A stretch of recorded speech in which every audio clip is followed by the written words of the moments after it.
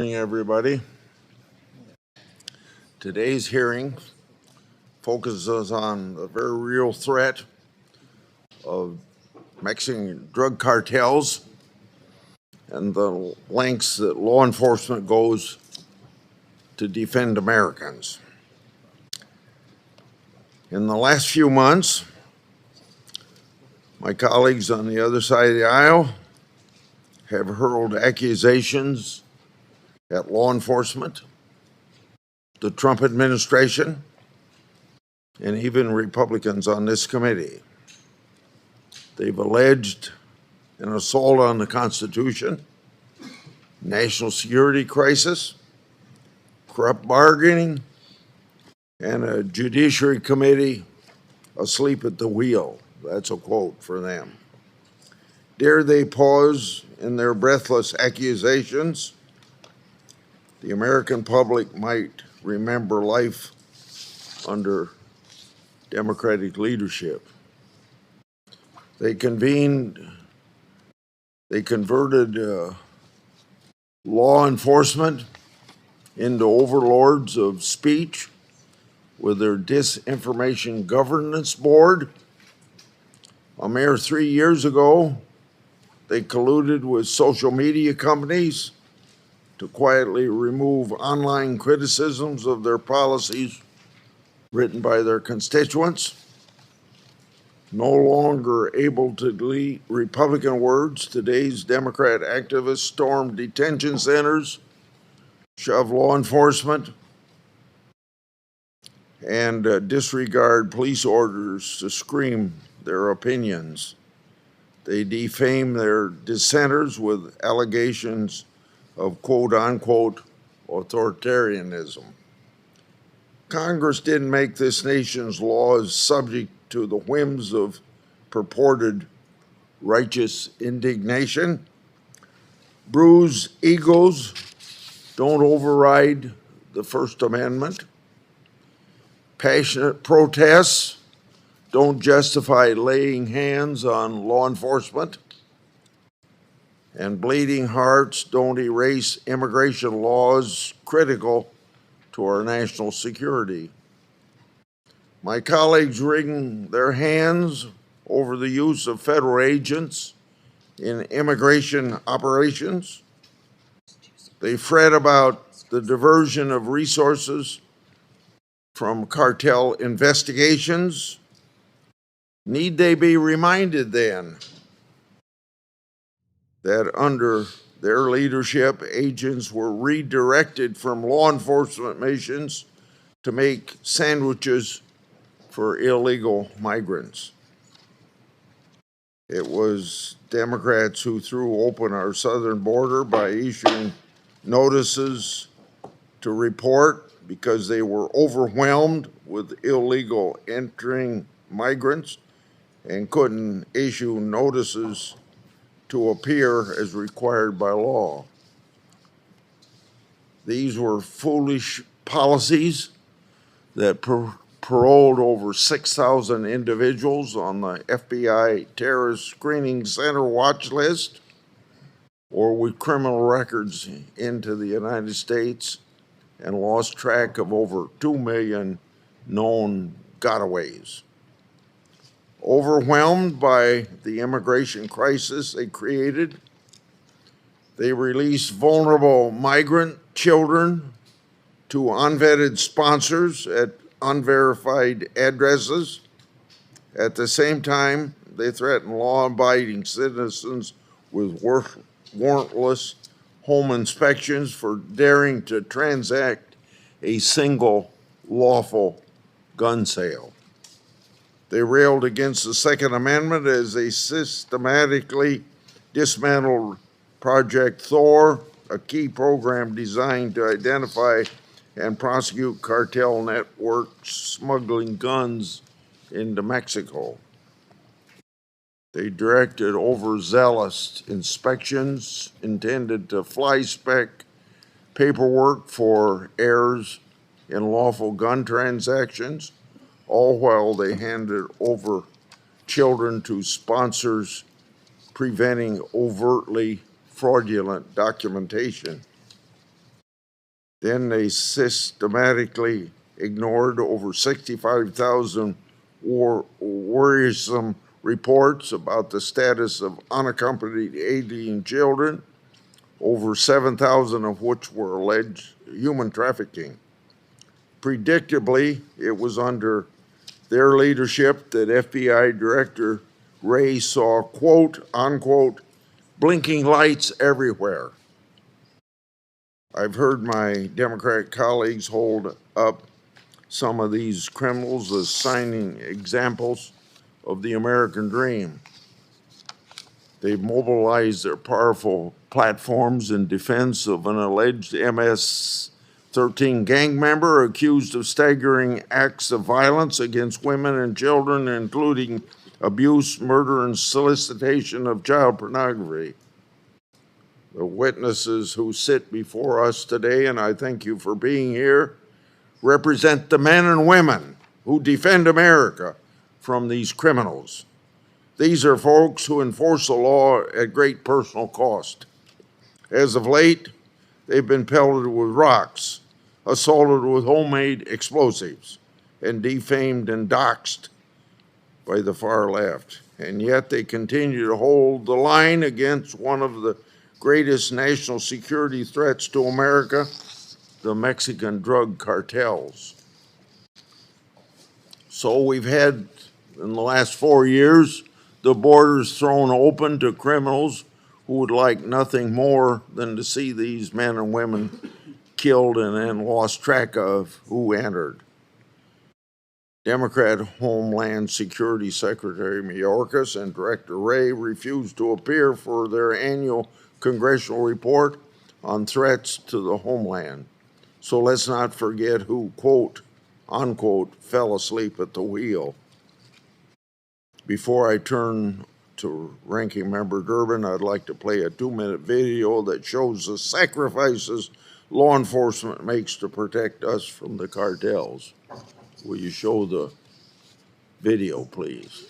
American drug agent and his pilot were brutally beaten before they were killed. In 1985, prosecutors say Caro Quintero arranged the kidnapping, torture, and killing of DEA agent Enrique Kiki Camarena. The aging drug kingpin was known as the narco of narcos. Federal prosecutors called him one of the most notorious drug lords of the modern era. Caro Quintero was among 29 cartel leaders Mexico handed over to the United States under pressure from the Trump administration. 40 years later, dozens of DEA agents looked on as Caro Quintero was brought into court in Camarena's handcuffs. Under President Trump and Attorney General Bondi's leadership, and since January 20th of this year, ATF has prevented nearly 9,700 firearms from falling into the hands of dangerous criminals or terrorists. Over the past 4 years, cartels have infiltrated the United States through the southern border and are operating within our communities. The DEA has said that the cartels are present in all 50 states here in the U.S. Shootouts in upscale neighborhoods, trucks set on fire out on the highway, armed men dragging people out of their cars, and no one can stop them. These organizations are ruthless. The way they operate is through money, and they have different shields and different ways of cloaking that money through different organizations that they own. I mean, these are multinational criminal entities that own tequila companies, media companies, popular artists. These guys are everywhere. Senator Urban. Thank you, Senator Grassley. I'll speak for myself, but I believe I represent the feelings of all the members of the Senate. There is no excuse for violence in political expression in America. There is no excuse for violence against men and women in law enforcement who are doing their job and risking their lives in the process. There's no excuse for that violence either in Mexico, the border states, or in the U.S. Capitol building on January 6, when we saw the rioters come storming into the building, assaulting our men and women who risk their lives for us every day. You see them in the corridors, they're standing in the back of this hall. These are the men and women of the Capitol Police who came to our defense on January 6. As a net result, the largest criminal prosecution in the history of the Department of Justice took place. Some 1,500 of these rioters were held responsible for their conduct against law enforcement officials in this Capitol. We all know what happened next. The new president, Donald Trump, on his first day in office, as one of his first acts of office, decided to give full and unconditional pardon to the individuals who beat up the law enforcement officials trying to defend us that day. That was an outrage. It still is. Some of these people back on the street have committed crimes again against law enforcement. It never should have happened. That pardon should not have been given. And we must remember that the president did that as one of his first acts of office. The second point I'd like to make is this. Whether or not it's in Mexico or the adjoining states of the United States, the fact of the matter is we are dealing with a terrorist organization, officially declared as such. These Mexican cartels, we know what they're up to. They are not only a major force in the politics of Mexico, they're becoming a dominant force of illegality and criminality in the United States and in Europe and beyond. Designating them as a terrorist organization, in my mind, was the right thing to do. What would we think if we learned this morning that there were firearms dealers in the United States selling firearms to Hamas in Gaza or to ISIS, terrorist organizations which we have declared to be enemies of the United States and dangerous to the United States? Outrage, that would be the feeling. Outrage at the notion that some firearms dealer in the United States is going to sell them weapons that they can use in their evil pursuits or against America and against our law enforcement. Well, that's exactly what is happening with the terrorist organizations, the Mexican cartels. They are being armed by one country primarily, the United States. Firearms dealers in this country are selling guns into Mexico to the cartels, and those guns are being used for their evil plans across the United States. I thank Senator Grassley for this hearing to highlight the threat posed by these cartels. I held multiple hearings on the cartel threat when the Democrats were in the majority, and I appreciate the committee's continuing focus on this issue. Cartel violence and drug trafficking have hit border states hard, but these criminal organizations impact all of us across the United States.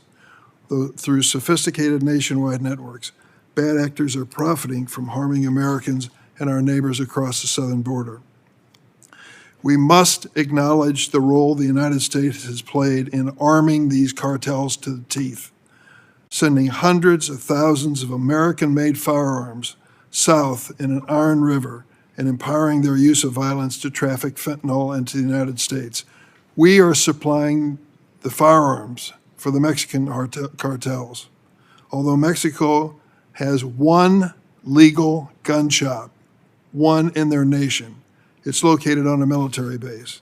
The country has faced a surge in widespread violence over the past decades as criminal gangs and cartels have illegally acquired American weapons.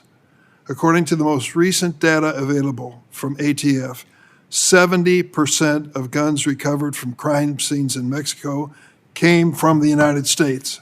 That's a fact. Some of these guns are 50 caliber rifles.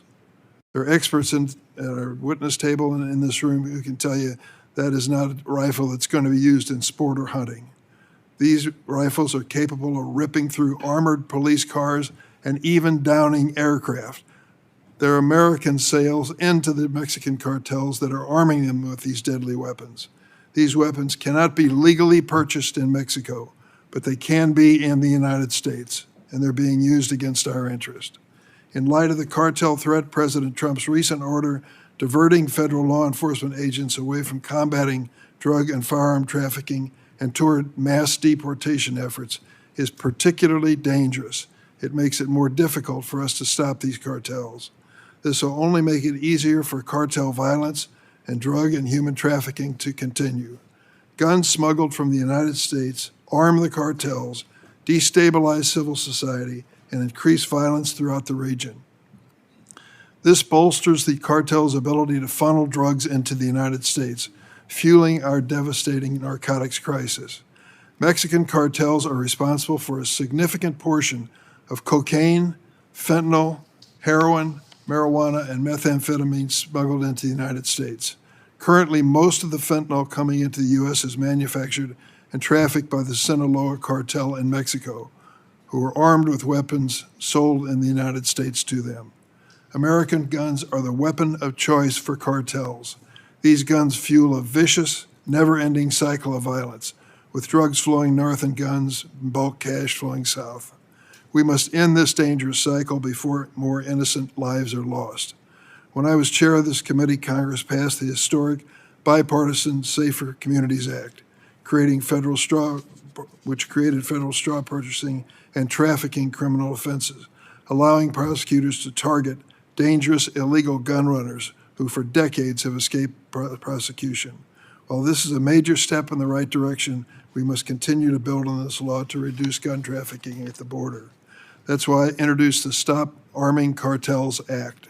This legislation would end easy access to these high-powered rifles, the weapon of choice of these cartels that they use to create chaos in Mexico and allow victims of gun violence to sue gun dealers who knowingly transact with drug kingpins.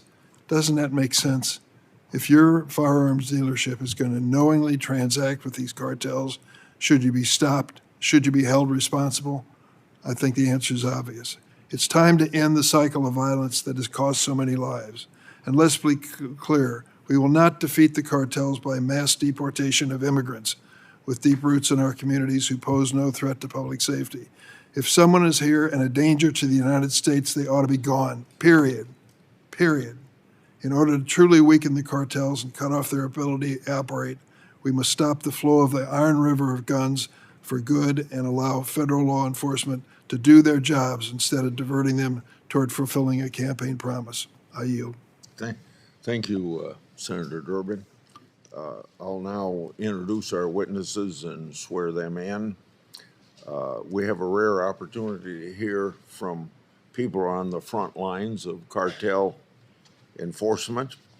So the Justice Department and Homeland Security has responded to my request to send individuals with firsthand experience on the line.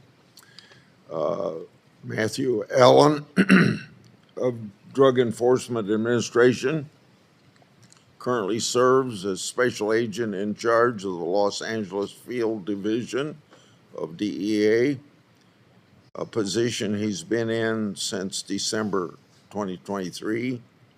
He's been with DEA 22 years, serving in various roles here in the United States and overseas in Mexico City and Afghanistan. While serving in Mexico, he oversaw all the DEA operations of Mexico, Central America, and Canada.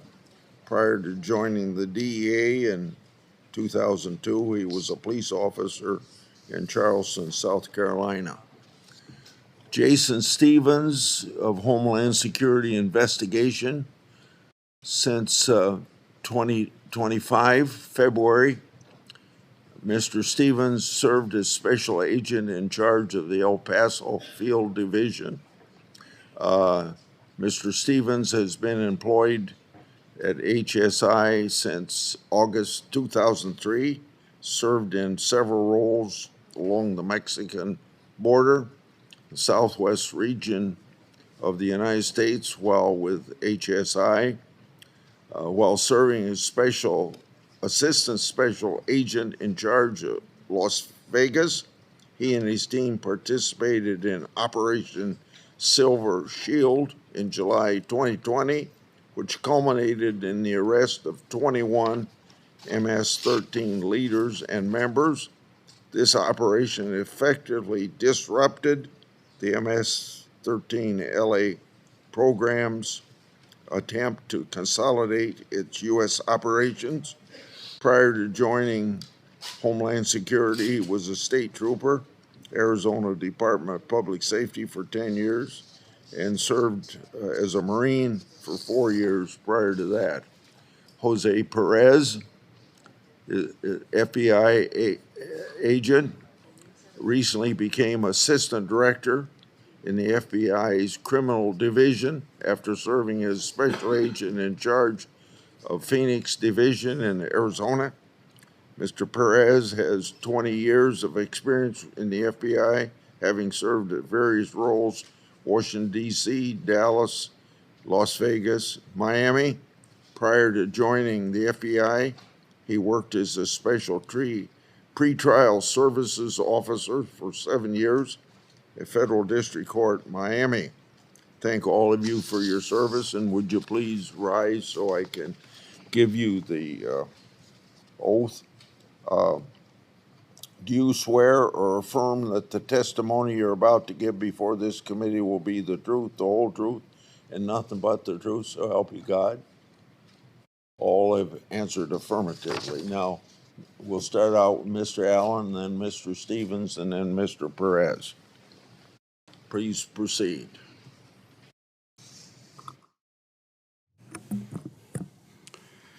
Chairman Grassley, Ranking Member Durbin, and distinguished members of this committee.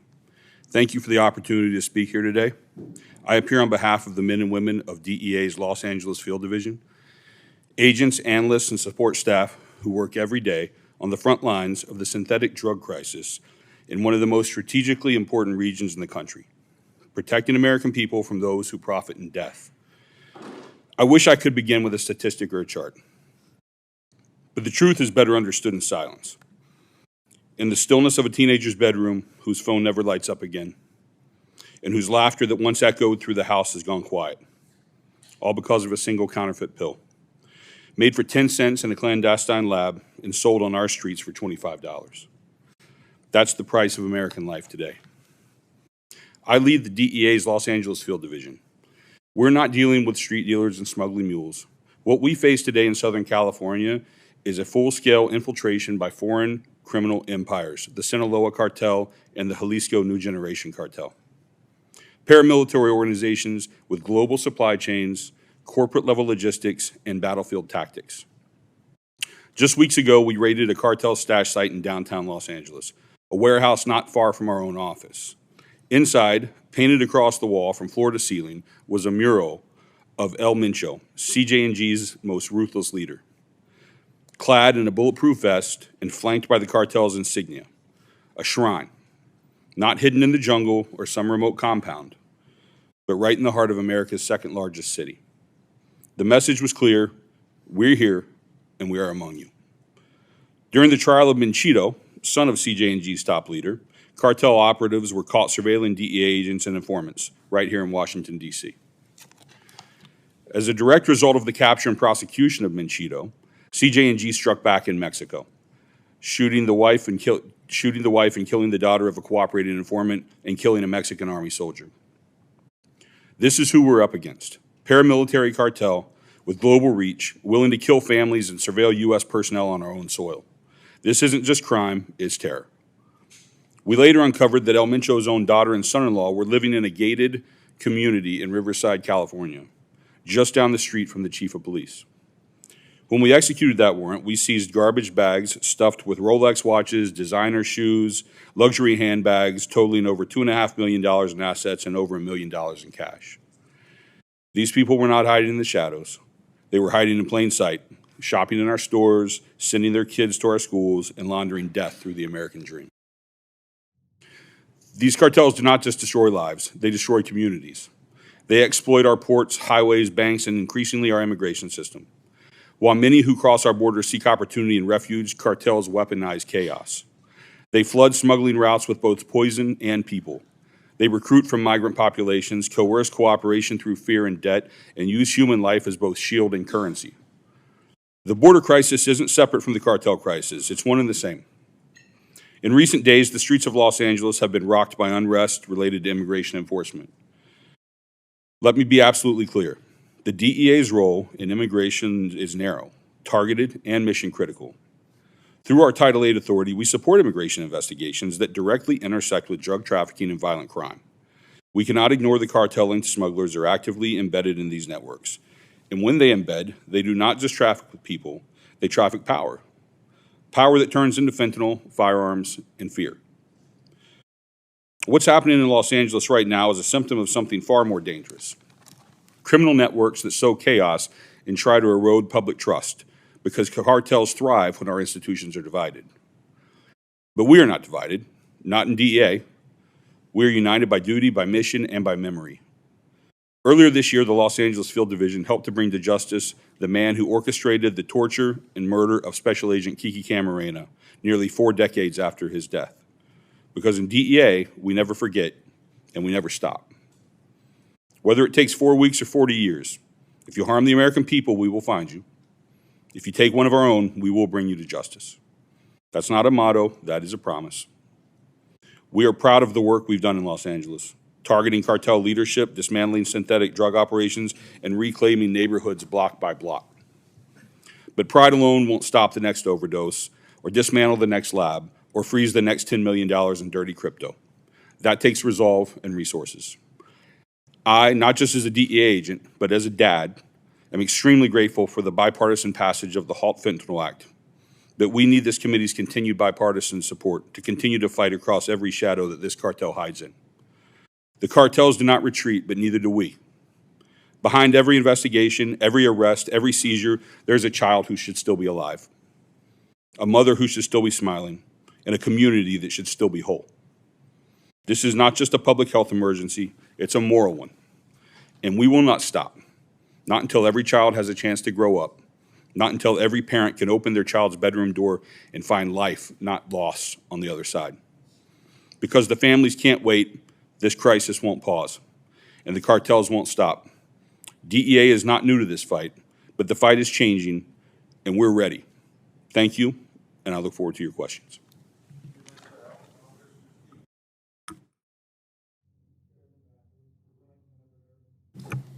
Members of the committee, thank you for the opportunity to appear before you today. It is a privilege to represent the men and women of U.S. Immigration and Customs Enforcement's Homeland Security Investigations, the principal investigative arm of the Department of Homeland Security. We are not just federal agents. We are committed public servants whose purpose transcends policy or protocols. A passion to show up every single day with one mission: to protect the American people from threats that know no borders. Threats that cross the borders, infiltrate communities, and exploit our travel, trade, financial systems, and our vulnerable populations. HSI agents are driven by duty, not by recognition, and I am proud to speak on their behalf. Today, I'd like to speak to you about one of the most urgent and dangerous of those threats, cartels, and the risk law enforcement faces to repel these foreign terrorist organizations and those who provide material support. These networks are not just trafficking drugs. They are trafficking violence, destabilization, human suffering, and death. They are adapting constantly and operating with global reach. And how we frame the mission defines how we face it. And HSI is built to face that threat. We have nearly 8,800 personnel across 243 cities and more than 90 international offices. We partner with over 4,500 task officers from federal, state, local, other departments, giving us unmatched reach and a unity of effort. We don't just chase criminals, we dismantle criminal networks, from transportation networks to international finance to command and control. But this isn't about law enforcement. It is about national security. Perspective drives presence. How we see the threat shapes how we show up to solve it. In Executive Order 14157 recognized what our agents have seen in the field for years.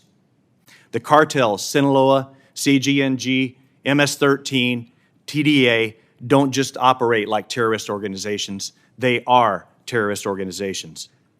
This designation allows us to treat them like such and to act decisively, to be able to freeze their assets, cut off finances, disrupt their logistics, and prosecute both foreign nationals and U.S. citizens who provide them with material support. Last year alone, HSI launched over 7,000 drug trafficking investigations. We made more than 10,000 arrests and seized massive amounts of methamphetamine, cocaine, and fentanyl, along with illicit proceeds.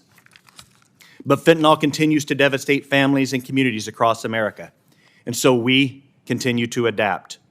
Internationally, our agents are embedded in 55 countries. We exchange information, coordinate investigations, facilitate enforcement actions, and participate in joint missions with our foreign partners, partnerships that lead to real preemptive disruptions. Since January, those partnerships have resulted in major seizures and arrests before the drugs ever even reached our U.S. borders. At home, we're going after the cartels and through their financial networks. These organizations are increasingly relying on Chinese money laundering organizations to move and repatriate their billions in illicit proceeds. HSI is targeting these networks, following the money, freezing the accounts, and cutting off the oxygen that fuel cartel operations. And at the heart of our future posture and our forward strategy is a new model, the Homeland Security Task Force, or HSTF. This is a HSI and FBI-led effort, along with our partners from DEA, ATF, and our state and local partners. It is a true team of teams where we will work together to bring down the cartels. We will continue leveraging our expertise, our tools, and our partnerships to confront these threats head on, to protect our communities, defend our children, and uphold the rule of law. Thank you for your continued support of HSI, and I look forward to your questions today. Stevens, now Mr. Perez. Good morning, Chairman Grassley, Ranking Member Durbin, and other members on the committee. Thank you for having me here today to discuss the FBI's efforts to combat Mexican cartels. I'm privileged and honored to represent the men and women of the FBI, particularly the Criminal Investigative Division here today. The FBI has long prioritized the fight against violent gangs and transnational... Could you pull the microphone a little closer, sir? Pull your microphone closer, please. Sorry, sir.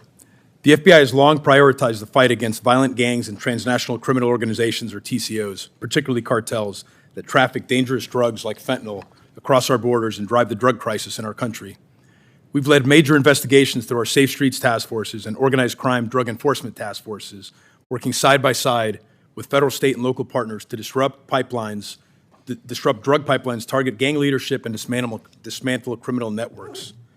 What we face today is more complex and more violent and more interconnected than ever before.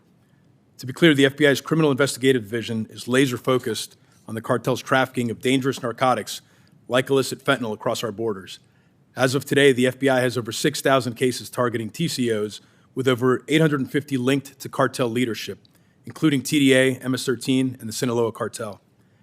Tackling these networks means addressing every link in the chain, including the street gangs that help move their product, launder money, and enforce violence here at home. This isn't just a border problem, it's a nationwide public safety crisis. To effectively dismantle these interconnected networks, the FBI and HSI are spearheading the creation of the Homeland Security Task Forces, stemming from the administration's executive order on protecting the American people against invasion. HSTF strengthened our operations by expanding our reach, improving real-time intelligence sharing, and targeting threats at every level. HSTF's focus on disrupting TCOs engaged in drug and weapons trafficking, money laundering, homicide, kidnapping, and other federal crimes, both in the United States and around the world. This robust coordination is backed by significant resources.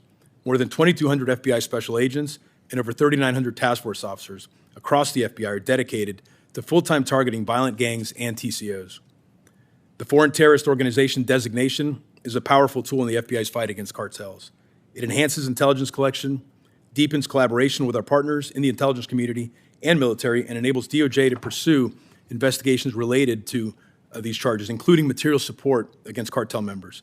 Since January, we've made over 500 gang-related arrests, more than half involving members of FTO-designated organizations. We've also expanded watch-listing efforts to capture more cartel and gang affiliates. Earlier this year, the FBI's vetted team in Mexico captured one of our top 10 most wanted fugitives linked to numerous acts of violence against civilians and rival gang members. These actions are part of the broader FBI strategy that targets threats at all levels through the multi-pronged approach. Currently, the FBI has more than 6,200 active investigations into local neighborhood-based gangs, many tied to national gangs like 18th Street, Mexican Mafia, Bloods, and the Crips.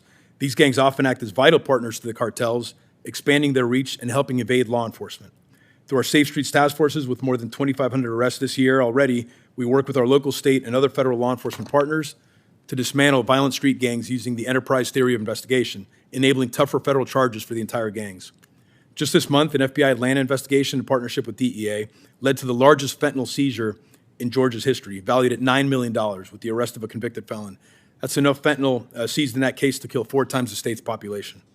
In Newark, 30 people are now facing federal charges for narcotics and firearms trafficking-related offenses related to fentanyl and crack cocaine. We're also targeting darknet opioid sales with our Joint Criminal Opioid Darknet Enforcement, or J-Code team. Just last month, in Operation Raptor, the J-Code group identified 270 dark web vendors, buyers, and administrators in 10 countries, including the United States, and arrested them on federal charges, and this led to the seizure of more than 2 metric tons of narcotics. These aren't just investigations or statistics for us, though. It's personal. Violence and drugs are flooding our neighborhoods, showing up where kids play and ride their bikes and walk to school. These drugs end up in the wrong hands, destroying lives and fueling fear. These violent gangs also target the brave men and women in law enforcement who put on the badge every day and risk their lives to protect our communities. I can tell you agents have been forced to take cover while being fired upon or attacked and threatened, but it doesn't stop us from doing our jobs, and it underscores why increased efforts like those of the HSTF and the FTO designations are essential. Congress also plays a critical role in our efforts. Continued support for resources, legal authorities, and improved technology allows the FBI to stay ahead of rapidly evolving and ever-increasingly sophisticated threats posed by these dangerous organizations. In conclusion, I want to reiterate the FBI's unwavering commitment to this mission as a top priority. Thank you for your support in this area, and thank you for your continued assistance in helping us combat this threat. Thank you for the opportunity to speak to the committee, and I look forward to your questions today. Thank you all very much. We'll have a 5-minute round of discussions.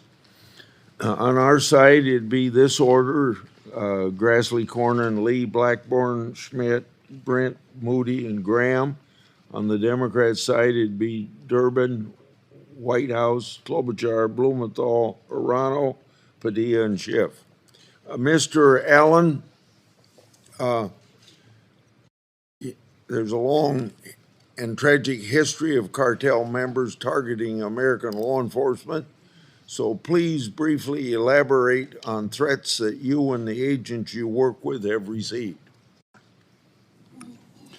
Yes, sir, I'd be happy to do that. As mentioned in my opening statement, we have instances of cartel members surveilling DEA agents here in the United States. Additionally, in my 22 years plus with DEA in the Los Angeles area and in other areas of the world, I've experienced several instances of cartels and criminal organizations surveilling our people, watching our people, both in Mexico and the United States. It's not uncommon when our agents leave an operation, such as a search warrant or an arrest warrant, to notice surveillance behind them and have to call perhaps like a black and white marked unit from a local police department to have the car stopped. Of course, we have follow-up investigations that stem off of that. And then, of course, there's the danger that the men and women of DEA face every day, conducting enforcement operations, conducting search warrants of that nature. I've lost personally several friends on this job, 2 of them very close friends of mine. So, yes, sir, it's a dangerous job. Thank you. And Mr. Perez, Tom Homan disclosed that the Biden administration released 1,272 Iranian nationals into the United States, crossing the border illegally. According to news reports, Iran has threatened to activate its sleeper cells inside the United States. How is the FBI preparing for potential sleeper cell activation by Iran? Thank you for your question, sir. Obviously, terrorism is a top priority for the FBI. It has been for many years and continues to do so. We are reprioritizing resources, currently surging resources that are already sitting against the counterterrorism threat, leveraging our intelligence, our partnerships in this field to address those cases, those individuals, particularly on any potential entries that may have occurred. The benefit now is we've been working collaboratively for several months on immigration enforcement with our DHS counterparts, and I feel that we're well positioned now more than ever to leverage that tool as a resource to potentially lead to immediate disruption if that situation presents itself. Obviously, this is handled more so by our counterterrorism division, but we are well positioned to address that threat currently. Okay, Mr. Allen, in 2024, your agents arrested El Mencho's son-in-law, Riverside, California, where he posed a nonviolent immigrant running lawn business. He leads the CJNG, a violent cartel that flooded the United States with fentanyl and murdered hundreds of individuals. El Mencho's son-in-law was part of the cartel leadership. What presence did El Mencho's son-in-law establish in California, and how did he do it?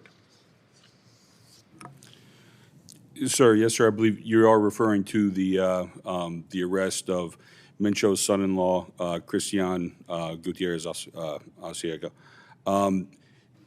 working off of information provided on a tip, my agents established surveillance at a residence that they believed that he was living at in Riverside, California. It quickly came to our attention that he was living in a gated community just down the street from the chief of police.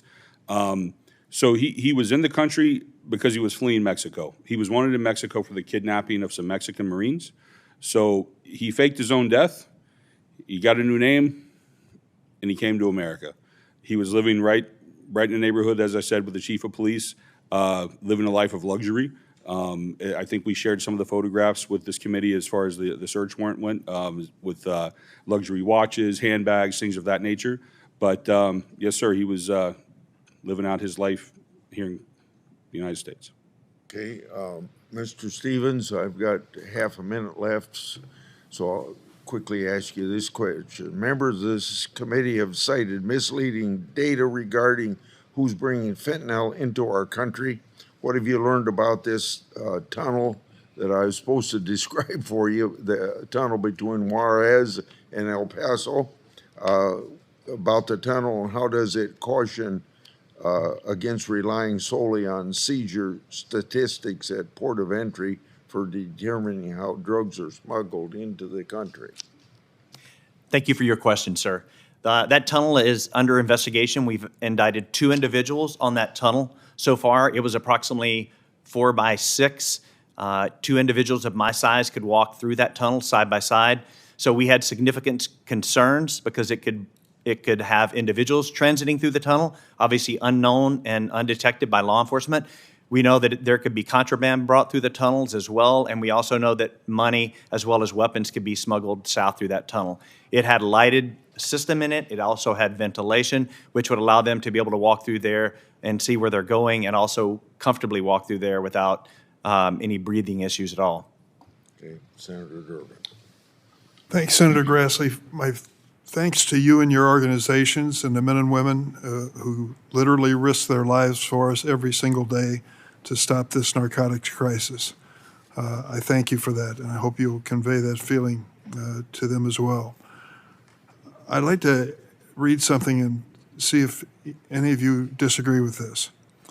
Cartels have flooded the nation with illegal firearms sold by U.S. gun manufacturers in Mexico. The Mexican government estimated that around 200,000 U.S.-sourced firearms are smuggled into Mexico annually. Do you disagree with that? I see no disagreement. The hope is that the United States can do something about the flow of firearms from our country into Mexico to these cartels. Heavily armed cartels use military-style weapons and other weapons to assassinate politicians, attack the military, kill and injure judges, journalists, and police, terrorize ordinary citizens throughout Mexico. The cartels traffic fentanyl and other drugs into the U.S. and spur migration, and they're using these same weapons against your men and women in law enforcement. Is that a fact? Have you heard that? Do you disagree with that? No disagreement. In January, the Justice Department reported a 25% increase in crime gun tracing requests from Mexican authorities in recent years. Over 3/4 of crime guns recovered in Mexico are traced to 4 states: Arizona, California, New Mexico, and Texas, according to the Justice Department. Has that been your experience as well, that is a large source of these illegal firearms coming from the United States to the cartels? The answer in the affirmative. It's also noteworthy that 90% of gun dealers in the United States do not sell guns into the crime gun pipeline. If you act safely, as most gun dealers do, you would not supply a crime gun pipeline. It's only a small percentage of gun dealers who sell virtually all their crime guns, and manufacturers have been told not to supply those dealers. Are you aware of that effort? Have you heard anything about that?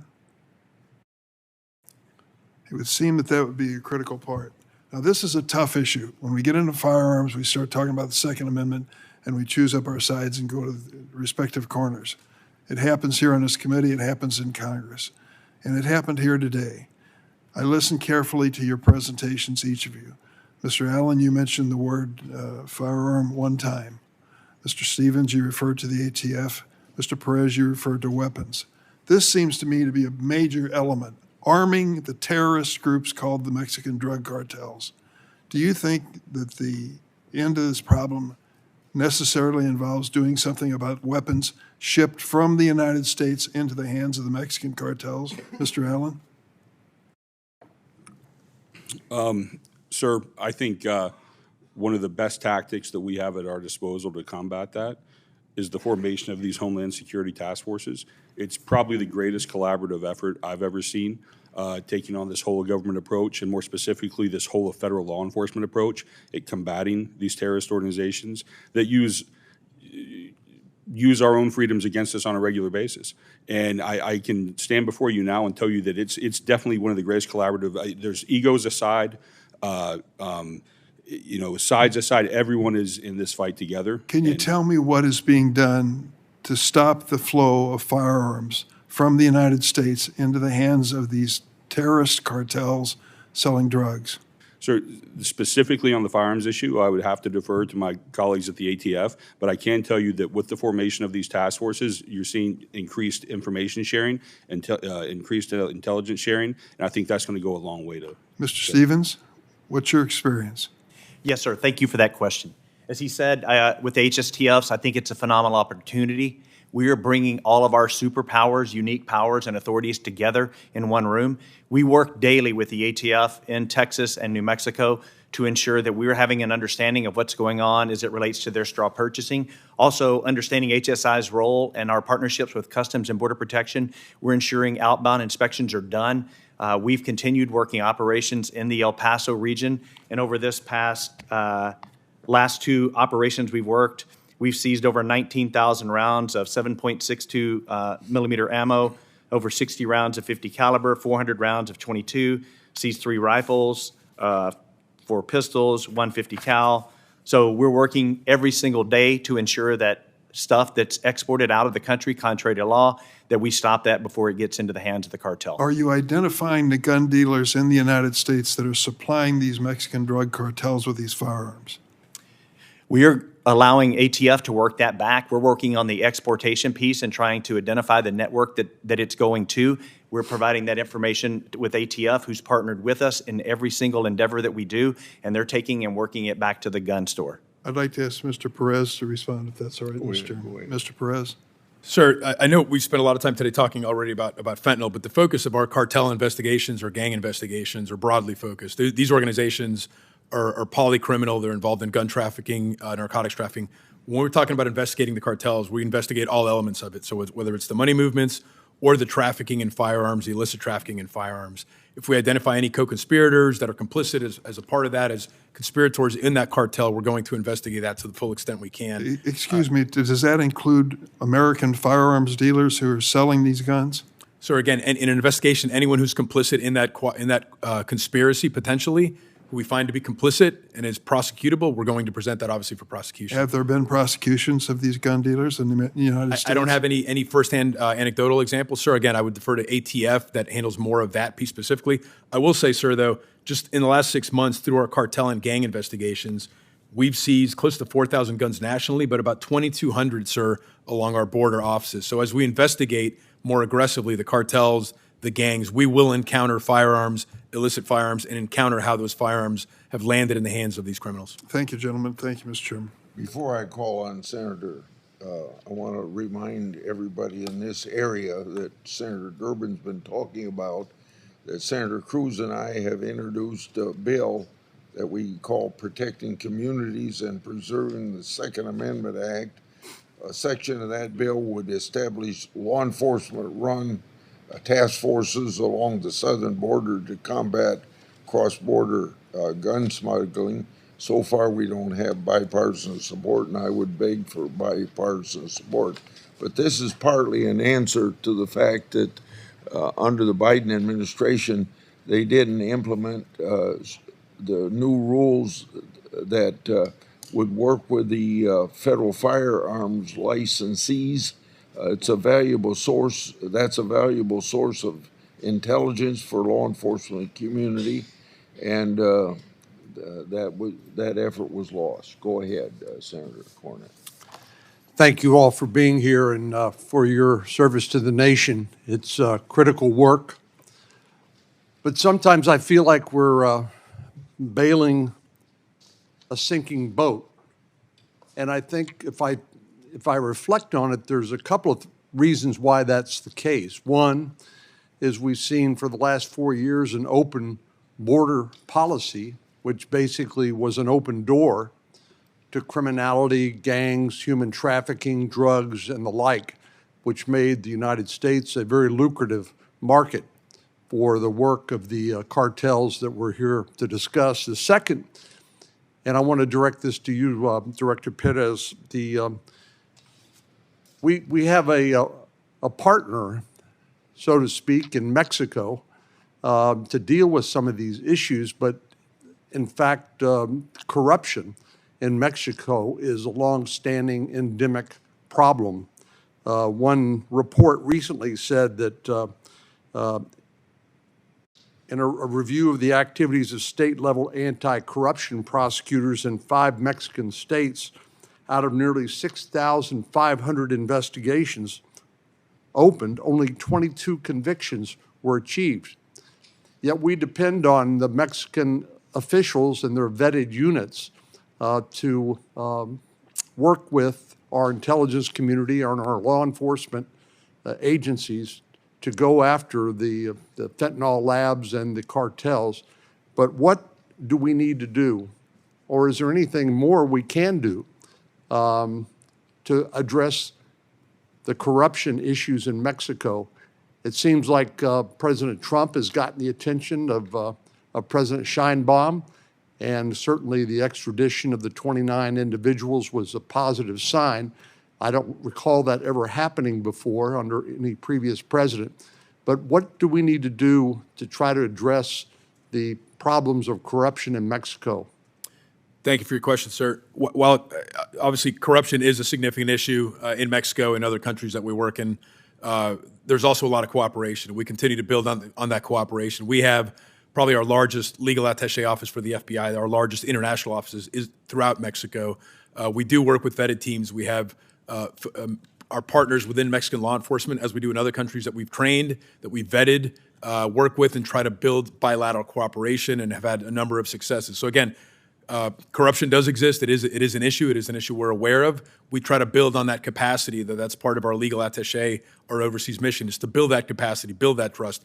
We've brought those vetted team officers, prosecutors to our academies in Quantico, Virginia, not just for Mexico, but from other countries to try to, again, build that capacity, work on these cases. I will say, sir, to highlight, including that extradition, we've had a number of other successes over the years in Mexico. Those successes come directly attributable to the cooperation with Mexico. So again, we want to try to build on the positive there, work through any of that corruption, work as best we can to try to build their capacity, and hopefully continue to work towards bilateral success. Mr. Stevens and Mr. Allen, do you feel like our ability to make progress in this area against the cartels should be dependent on cooperation of the Mexican government? Or are there things that the United States ought to be doing unilaterally to address this threat? Thank you for your question, sir.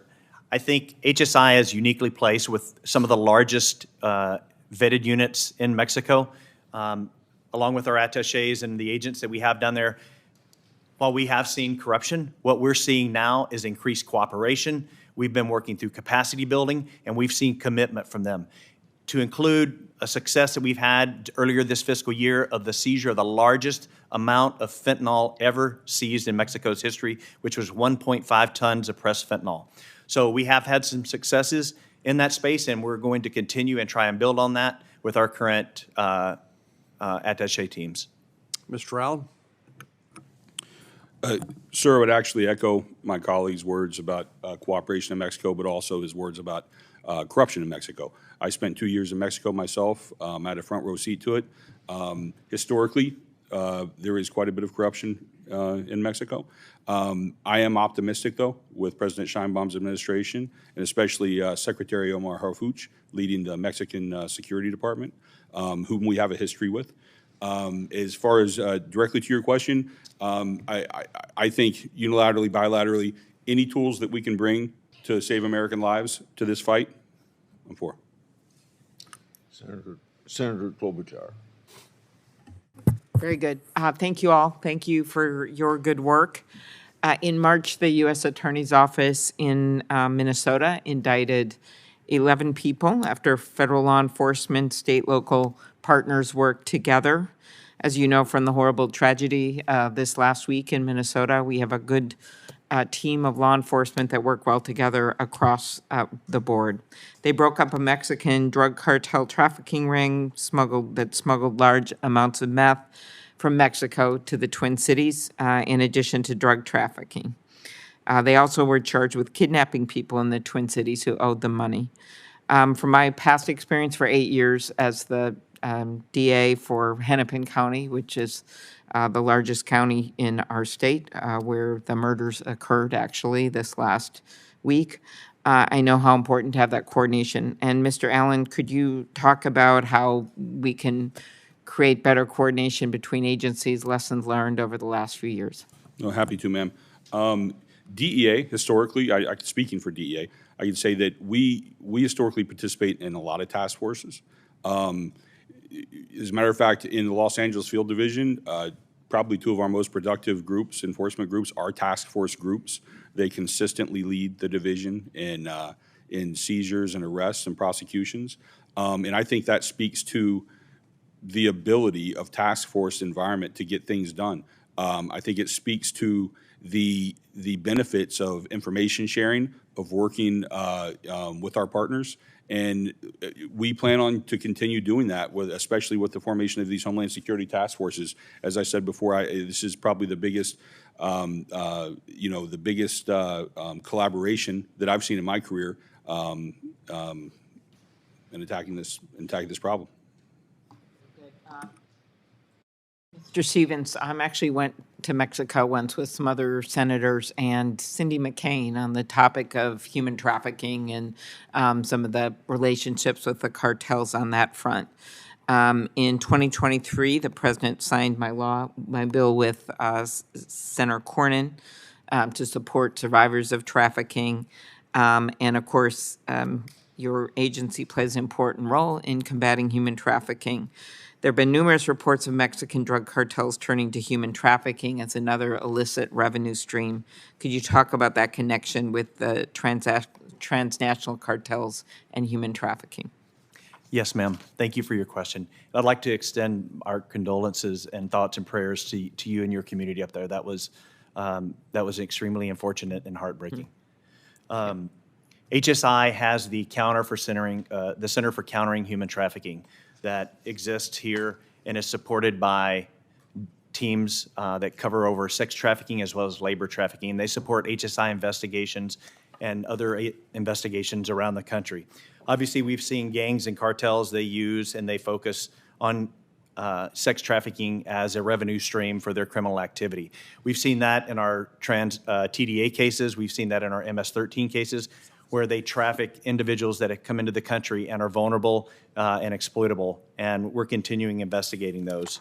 In fact, we have 43 indictments against Tren de Agua as well as the anti-Tren currently that we've been able to put out, and correction, that'd be 34 indictments on those organizations for sex trafficking.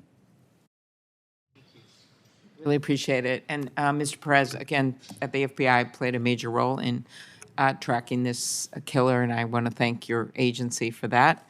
And I just had a question about Mexican drug cartels profiting off of arms trafficking, kind of similar to the human trafficking, and using that flow of money and firepower to expand their enterprises. Could you comment on that? Yes, ma'am. As I commented before, our focus is on the cartels, on the individuals. We're not tied to one specific unique violation, if you will. The cartels, our adversaries are not. They're not tied to one region. They're not tied to one location or one violation, which is why we believe in that task force concept, where maybe there's a lot of things that the FBI can do. There's a lot of things that HSI can do. There's a lot of things that DEA can do.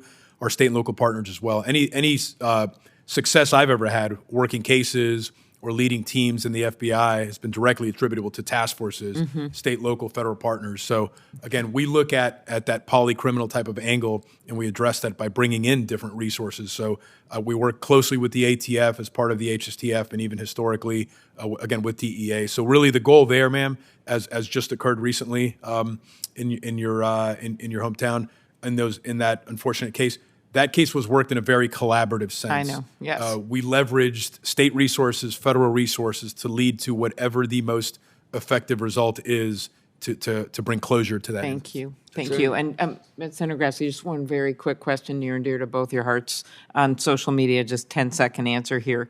Mr. Allen, 1/3 of drug cases had direct ties to social media. Do cartels use social media to traffic narcotics around the country? Yes, ma'am. Cartels are involved in that. Thank you. Senator Blackburn.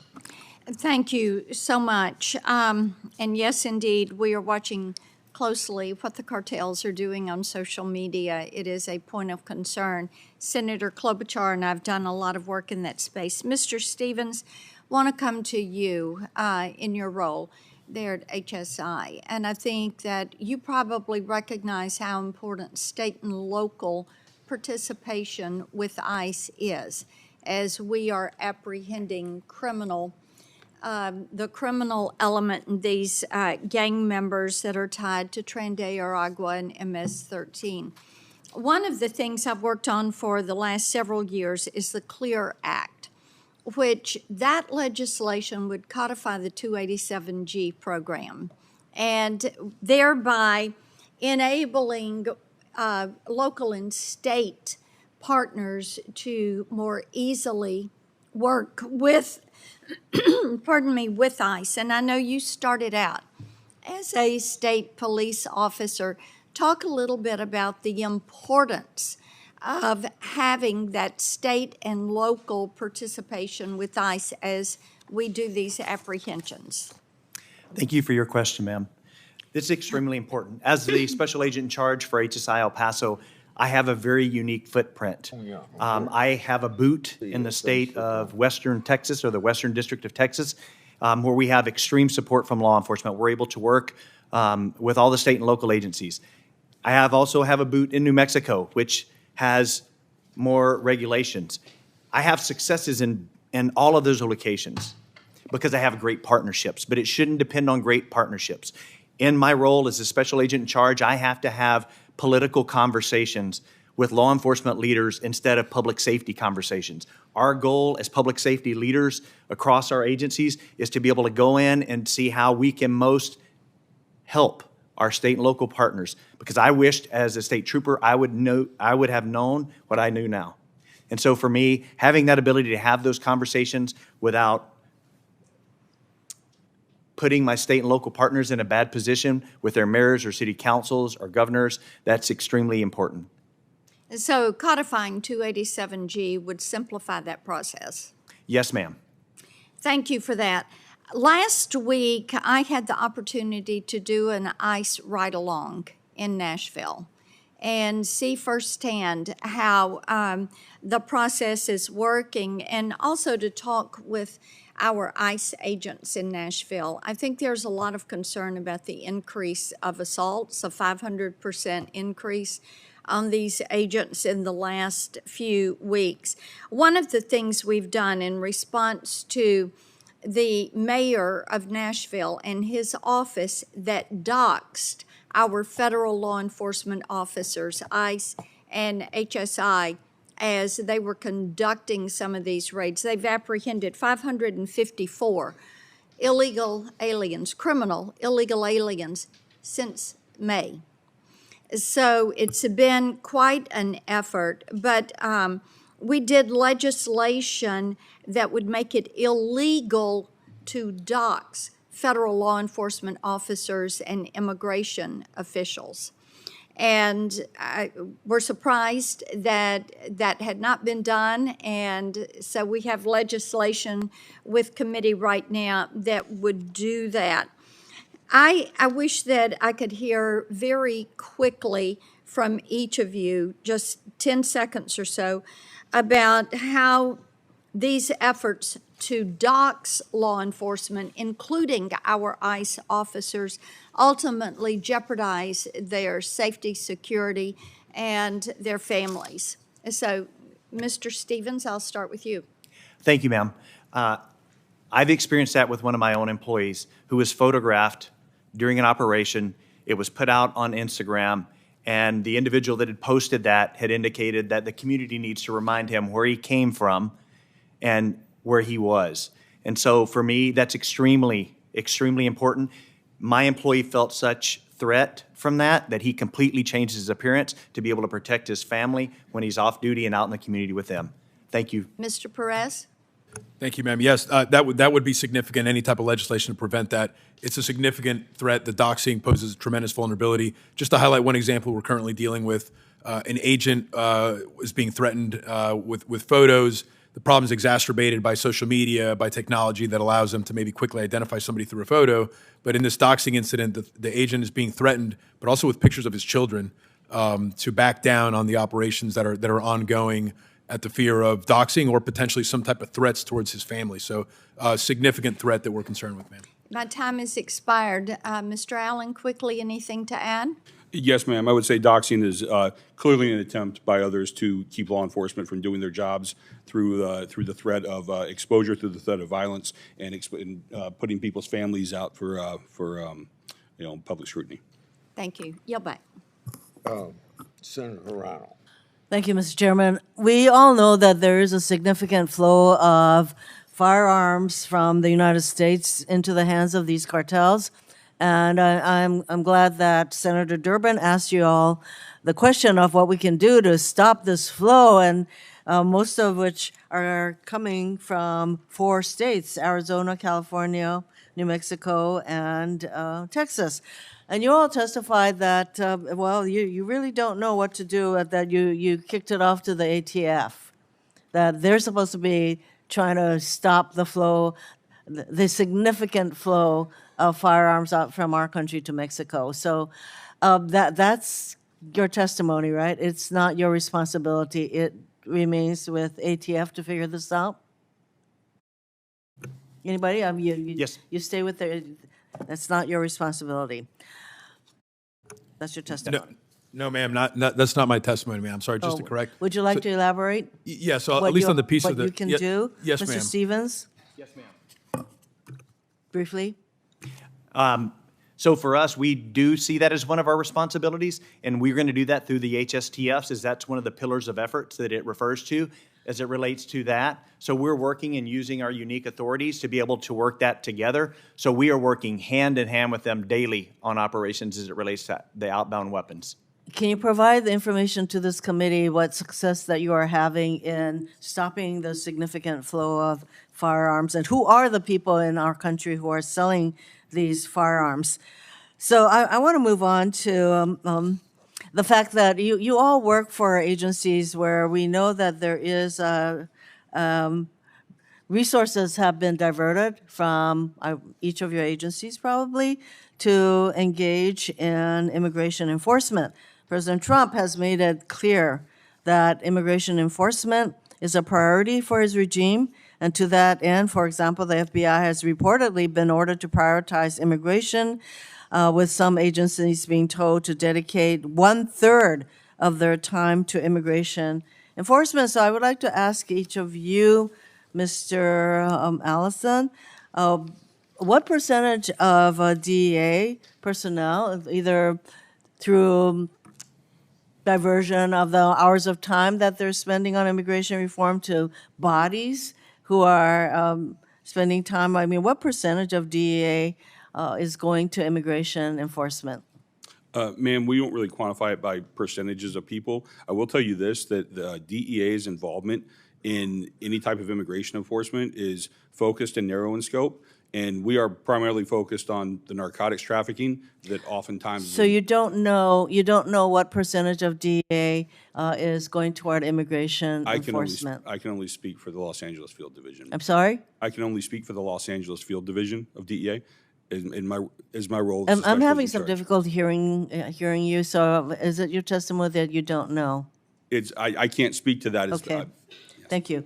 The information I have is 25% of DEA is going to immigration reform. Mr. Stevens, what percentage of HSI is going toward immigration enforcement?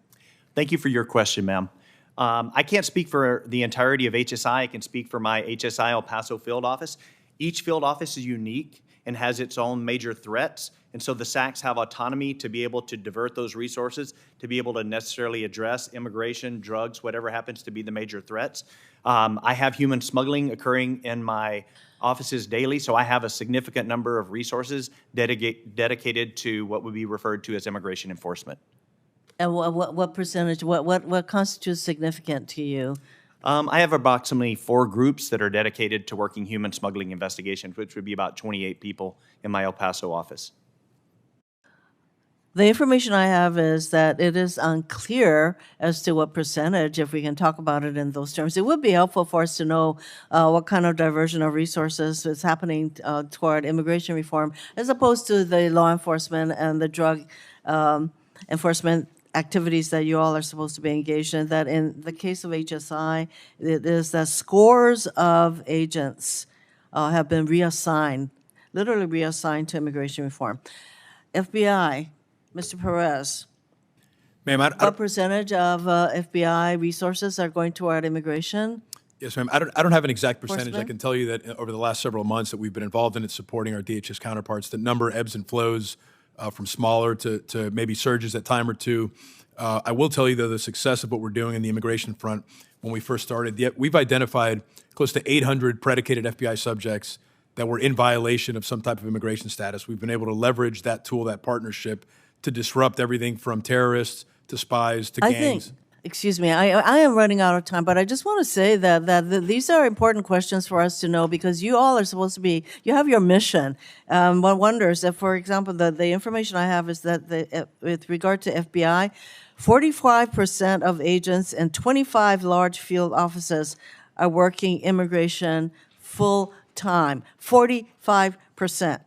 So, and as for the ATF, 80% are working on immigration enforcement at least part of the time. So there's a significant diversion of resources toward immigration reform as opposed to the stuff that you all are supposed to be doing. Thank you, Mr. Chairman. Senator Schmidt.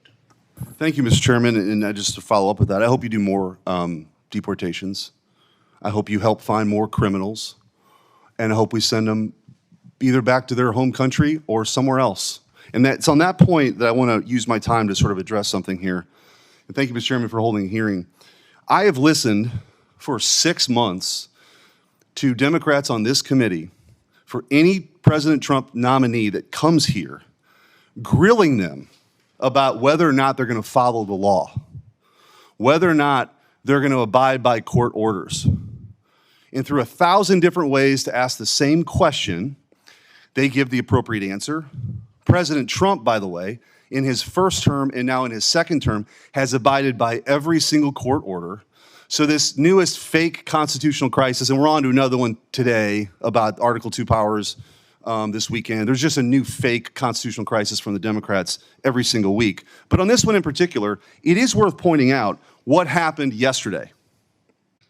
What happened yesterday, a radical, liberal, progressive, leftist judge, Brian Murphy, who was confirmed in the lame duck session when Joe Biden, President Otto Penn, may not even have known he was appointing this person, approved by the Democrats in the Senate, is now refusing to obey by a Supreme Court order for the deportation of 7 criminal aliens. And let's just do a little bit of tail of the tape.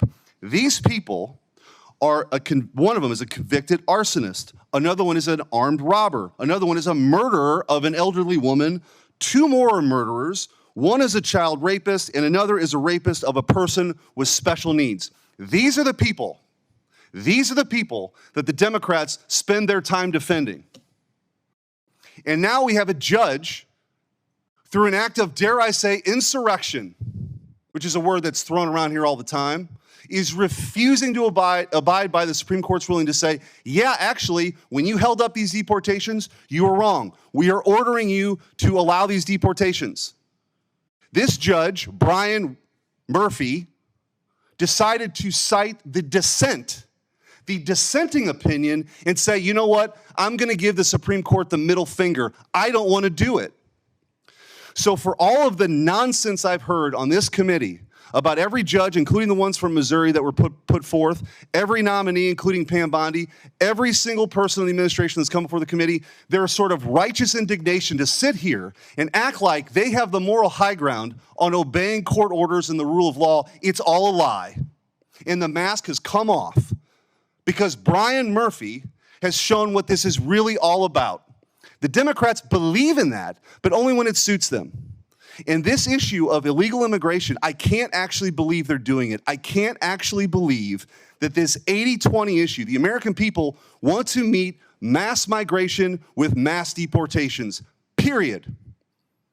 And their willingness to allow assaults on law enforcement officers who are doing their jobs is insane. What you will not hear, you've heard some Democrats disavow the violence, but what you will never hear any one of them say is that, you know what, we need to take a step back and let ICE do their jobs, because they don't really want ICE to do their jobs. They're totally fine with a bunch of leftist radicals who invaded the White House with President Autopin. They can't believe their luck. They were writing white papers about open borders, and then they were setting policy, throwing our borders open to 15 million people who are here illegally. And when a president comes in, after campaigning on the idea that he was going to deport these 7 people, including an arsonist, a rapist, a murderer, of elderly people, of people with disabilities, that's the line. That's the red line. And now you've got a judge willing to back them up. So this is outrageous, and I don't think it's going to last for very long, but I applaud you for what you do every day. You don't get a lot of thanks.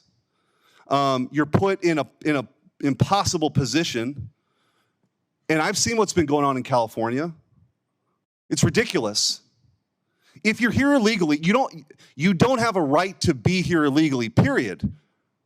End of story. And guess what? The law says you can be deported somewhere else, like in this case. And the Supreme Court just affirmed that. And now we have a rogue, liberal, leftist district court judge who doesn't want to abide by it. So I don't want to hear any Democrat on this committee who voted for this guy, by the way, ask a Republican nominee if they're going to abide by court orders, because who they voted for isn't doing it. So you want to talk about a real constitutional crisis? There it is. That's it. Thank you, Mr. Chairman. Senator Whitehouse. Thanks very much. Welcome, all of you, and thank you for your service in the work of defending the country from the danger of the international narcotics cartels. Is there anyone here, any of you disagree that the business model for the cartels, fentanyl cartels and others, is that they send product here, they sell it, they get money, and they bring money back? Pretty fair, everybody agrees? 3 for 3? Yes. That's the way the business of drug distribution works. Does anybody disagree that there is, in fact, an international system for hiding those illicit proceeds, the money that comes back, that those funds get secreted away in locations where they're hard for law enforcement to track, for instance? 1, 2, 3, yes, yes, yes. Let the record reflect. Yeah, because that's really what is happening out there. Now, in the Narcotics Committee, which I chaired in the ranking on, and which Senator Grassley has been heavily involved with, we have had testimony with respect to the focus of much of our enforcement activity and how our enforcement activity tends to focus far more on the product distribution side than on the money going back and being stashed side. Do any of you disagree with that?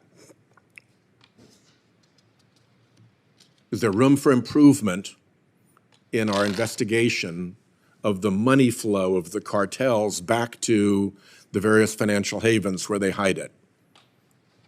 Yes, yes, yes, room for improvement. So we have, and just by the way, I'm as guilty as anyone. I was a U.S. attorney. I was an attorney general with full criminal jurisdiction in Rhode Island. I've done the cases. I've laid out the drugs and the guns and the money on the table. I've had the press conferences. I've done all of that.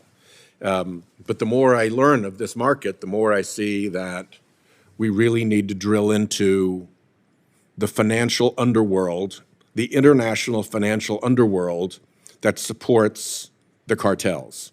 And while we're at it, crooked oligarchs, kleptocrats who've robbed their country, criminals involved in international child trafficking, smugglers, anybody who is up to evil and making boatloads of money from it is out to hide their money someplace. And now that market is robust enough that it'll take all comers, and we need to be much more aggressive about going after it. In that context, do drug smugglers and traffickers use American shell corporations to hide their assets and to hide their activities? Yes, Senator, in my experience, yes, they do, amongst many other techniques. Yeah. Trade-based money laundering, capital flight out of China, storefronts, things of that nature. And the DEA has actually taken a very aggressive stance against that. We use a lot of different tools at our disposal, not least of which is making use of OFAC, the Office of Foreign Asset Control, in freezing assets and freezing businesses of people connected to cartels that we believe are using those businesses to launder money.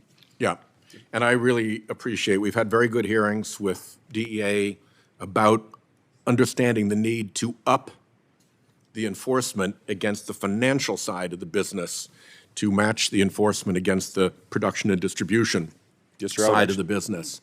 And I'm eager to support you in doing more of that.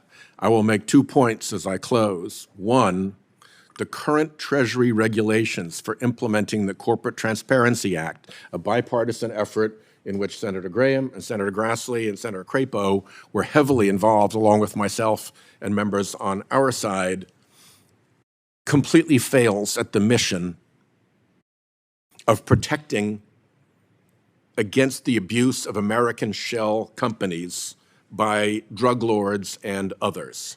They need to up their game, and I say that as a public message here to everyone. Second, the law enforcement cuts that are coming are at odds with the added work we need to do going after this illicit international financial network. Taking down the kleptocracy work at the Department of Justice, I cannot comprehend. So I hope that we can work together in a bipartisan fashion to rebuild the strength and power of the United States law enforcement to go after these illicit financial enterprises that are supporting drug trafficking and other crimes and make them feel some pinch. Thank you. Senator Moody. Thank you, Chairman Grassley. Thank you for holding this hearing. Thank you to our witnesses for being here today, and I'm sure you have many in the audience that are here for support. As the wife of a career law enforcement officer, a former DEA agent, I thank you for signing up for these dangerous jobs, putting your safety behind the safety of others, and continuing to persevere in the pursuit of law and order. The promise made to a nation under a rule of law a long time ago that we continue to promise to this day, even when so many back away from it, even those that are often put in charge of this nation. I've been here a hot second. I'm the newest member, not only of the United States Senate, but of this committee. And I have learned quickly why the American people often get frustrated with Congress. We are here today specifically for a hearing entitled "The Thin Blue Line Protecting America from Cartels." And I had to listen to the ranking member talk all about the harm that is being caused in Mexico. And I had to hear about another member accuse you of using too many resources to enforce the law, and the harm that that might be having in other nations and not America. And I sat as Attorney General in Florida for many years and listened to President Biden as he called Mexico a great partner, when in fact the president of Mexico suggested that the fentanyl crisis, which kills over 100,000 people a year, is an American problem. And so it is important, I think, to point out that you have leaders in Congress that are purporting to want to help you solve the crisis of the cartels and the deaths in America and the damage to our communities and our families, but yet we're focusing all on what's happening in America or in Mexico. When in fact, maybe we should concentrate on the harm to Americans and this country first, which is what the president is trying to do. In fact, you heard the ranking member out of the gate say, oh, I think these cartels should be labeled foreign terrorist organizations. Well, he was the chairman of this committee for the last 4 years. And you know who declared these cartels finally foreign terrorist organizations? President Trump and the agencies working for President Trump. In fact, as AG, I called for that for years under Biden, pleading that it would bring more resources to bear, more law enforcement agencies in partnership with the fight. And it fell on deaf ears. In fact, do you know how many hearings we had in this committee over the last 4 years under President Biden? Under Democratic leadership on fentanyl? Zero. Zero. So I want to thank you. As many politicians and leaders in states around this nation undermined law enforcement, tried to defund them, encourage attacks on law enforcement right now as they're trying to do their jobs, that you and so many men and women in law enforcement, not just federal, but state and local, stand bravely and strongly on that thin blue line because they know what it means to be a free people under a rule of law, and that is that you need men and women willing to take the criticism and the attacks and do their jobs and enforce the rule of law. And the fact that you three and so many like you proudly took the oath and wore a badge for so many years, putting your safety behind others, like myself and my family, I want to proudly and make it a priority to say thank you. In fact, everyone up here should publicly say thank you, and to every law enforcement officer out there right now, especially through the last 4 years, as President Biden broke down the border and unleashed drugs, cartel members, those who had barely been vetted into our communities. And you know who held that line? Who showed up every single day and put on a bulletproof vest to protect us in the face of that danger? Law enforcement. They stood on that thin line between chaos and order, between good and evil, for us, and in a broader sense, for this country and what it means to live as a free people under a rule of law. So publicly and proudly, I say thank you. And I want to ask, what do you need to protect America and this nation and our people, first and foremost? Because the last person that had that job abdicated that responsibility to an auto pen.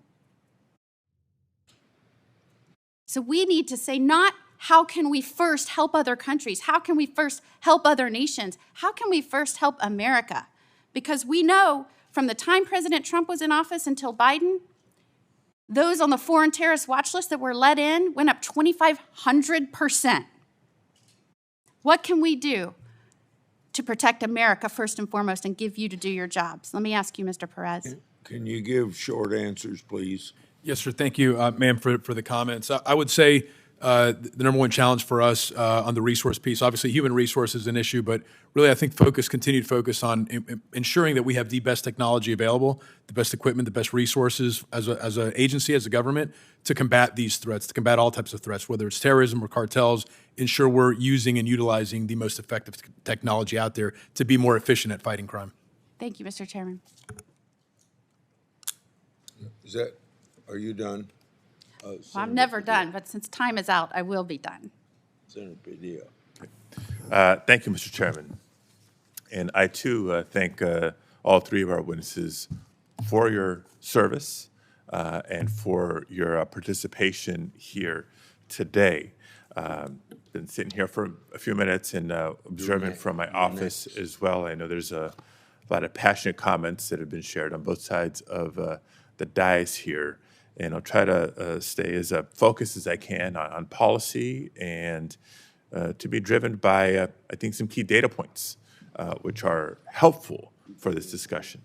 And I would begin by recognizing, and tell me if you disagree, but Mexican cartels rely heavily on firearms, which we understand are trafficked from the United States, including military-grade weapons like sniper rifles. Now, while Mexico has strict gun laws on the books and only one legal drugstore, our understanding, our intelligence tells us that it's U.S.-based straw purchasers and rogue dealers who play a significant role in arming transnational criminal organizations. According to ATF, up to 500,000 U.S.-sourced guns are trafficked to Mexico each year, undermining both U.S. and Mexican law enforcement efforts. I'm not seeing any no nods from all of you, so I assume you're agreeing with me so far. I associate myself with a question and issue that Senator Durbin raised earlier about what role United States-sourced firearms play in enabling cartel violence and drug trafficking operations. So I want to sort of follow up on that and ask first you, Mr. Stevens, what role do unlicensed sellers, gun shows, or online marketplaces play in firearms trafficking to cartels? And if you can, just as a follow-up, how has HSI adapted its investigative approach in response to these challenges? Thank you for your question, sir. So as it relates to gun shows and the gun shops, that would be the straw purchasing piece, which ATF is the primary lead on. We work with them hand in hand.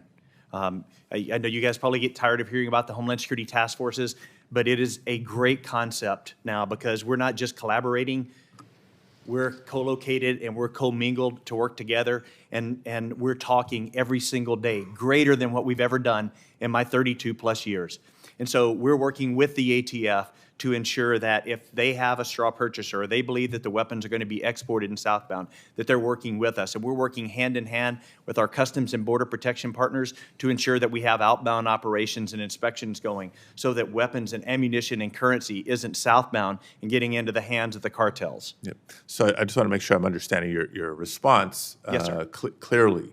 When I mentioned the examples of gun shows or online marketplaces, coordination is great. Are you suggesting that because of the new communication coordination with other agencies that the online marketplaces and the gun shows are no longer a challenge or a concern, or do they remain a challenge and a concern? I must have misunderstood your question. They absolutely remain a concern, sir. Okay.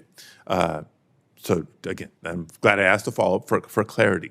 So what new strategies are being adopted, particularly through this newfound coordination, to help address those, or what new strategies would you recommend to be able to tackle the challenges of online marketplaces and gun shows?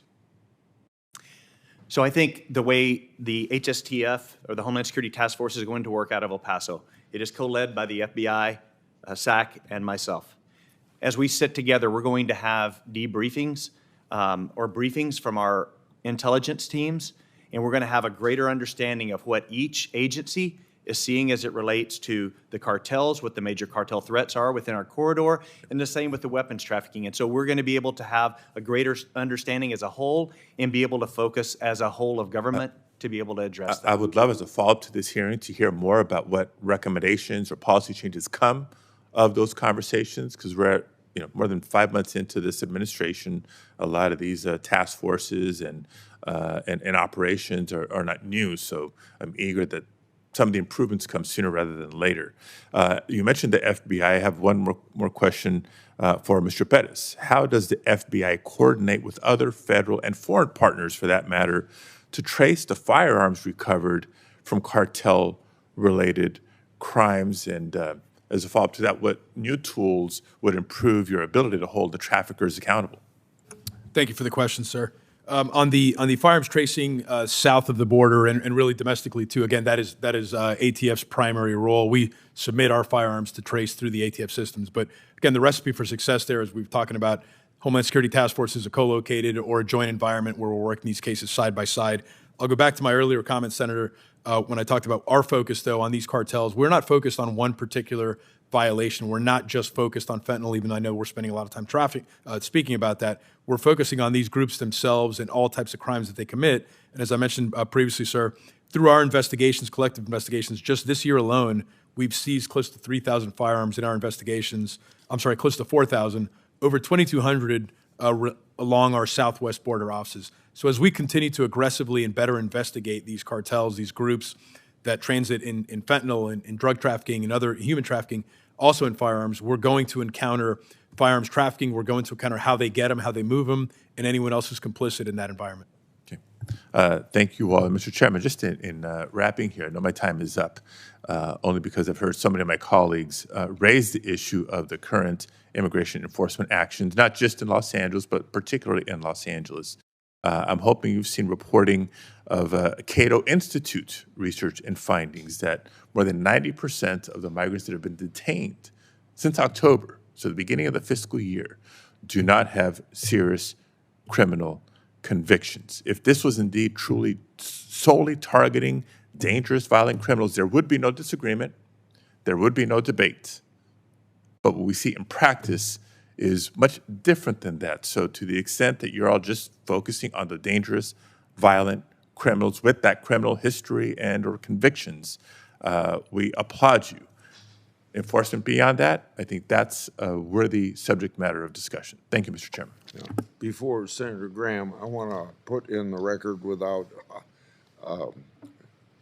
opposition, letter from the President, Matthew Silverman, of the Federal Law Enforcement Officers Association, speaking about some of the trouble that law enforcement people have.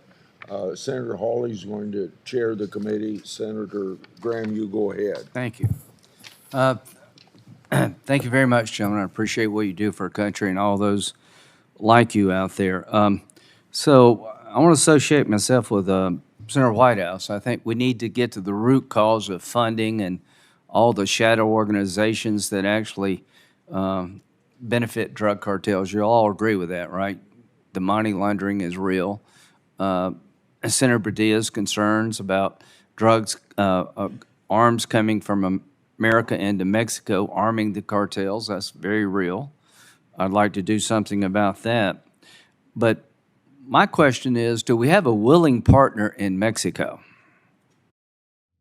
The question for me is the government of Mexico in charge of their country, or is it the cartels when it comes to drugs and human trafficking?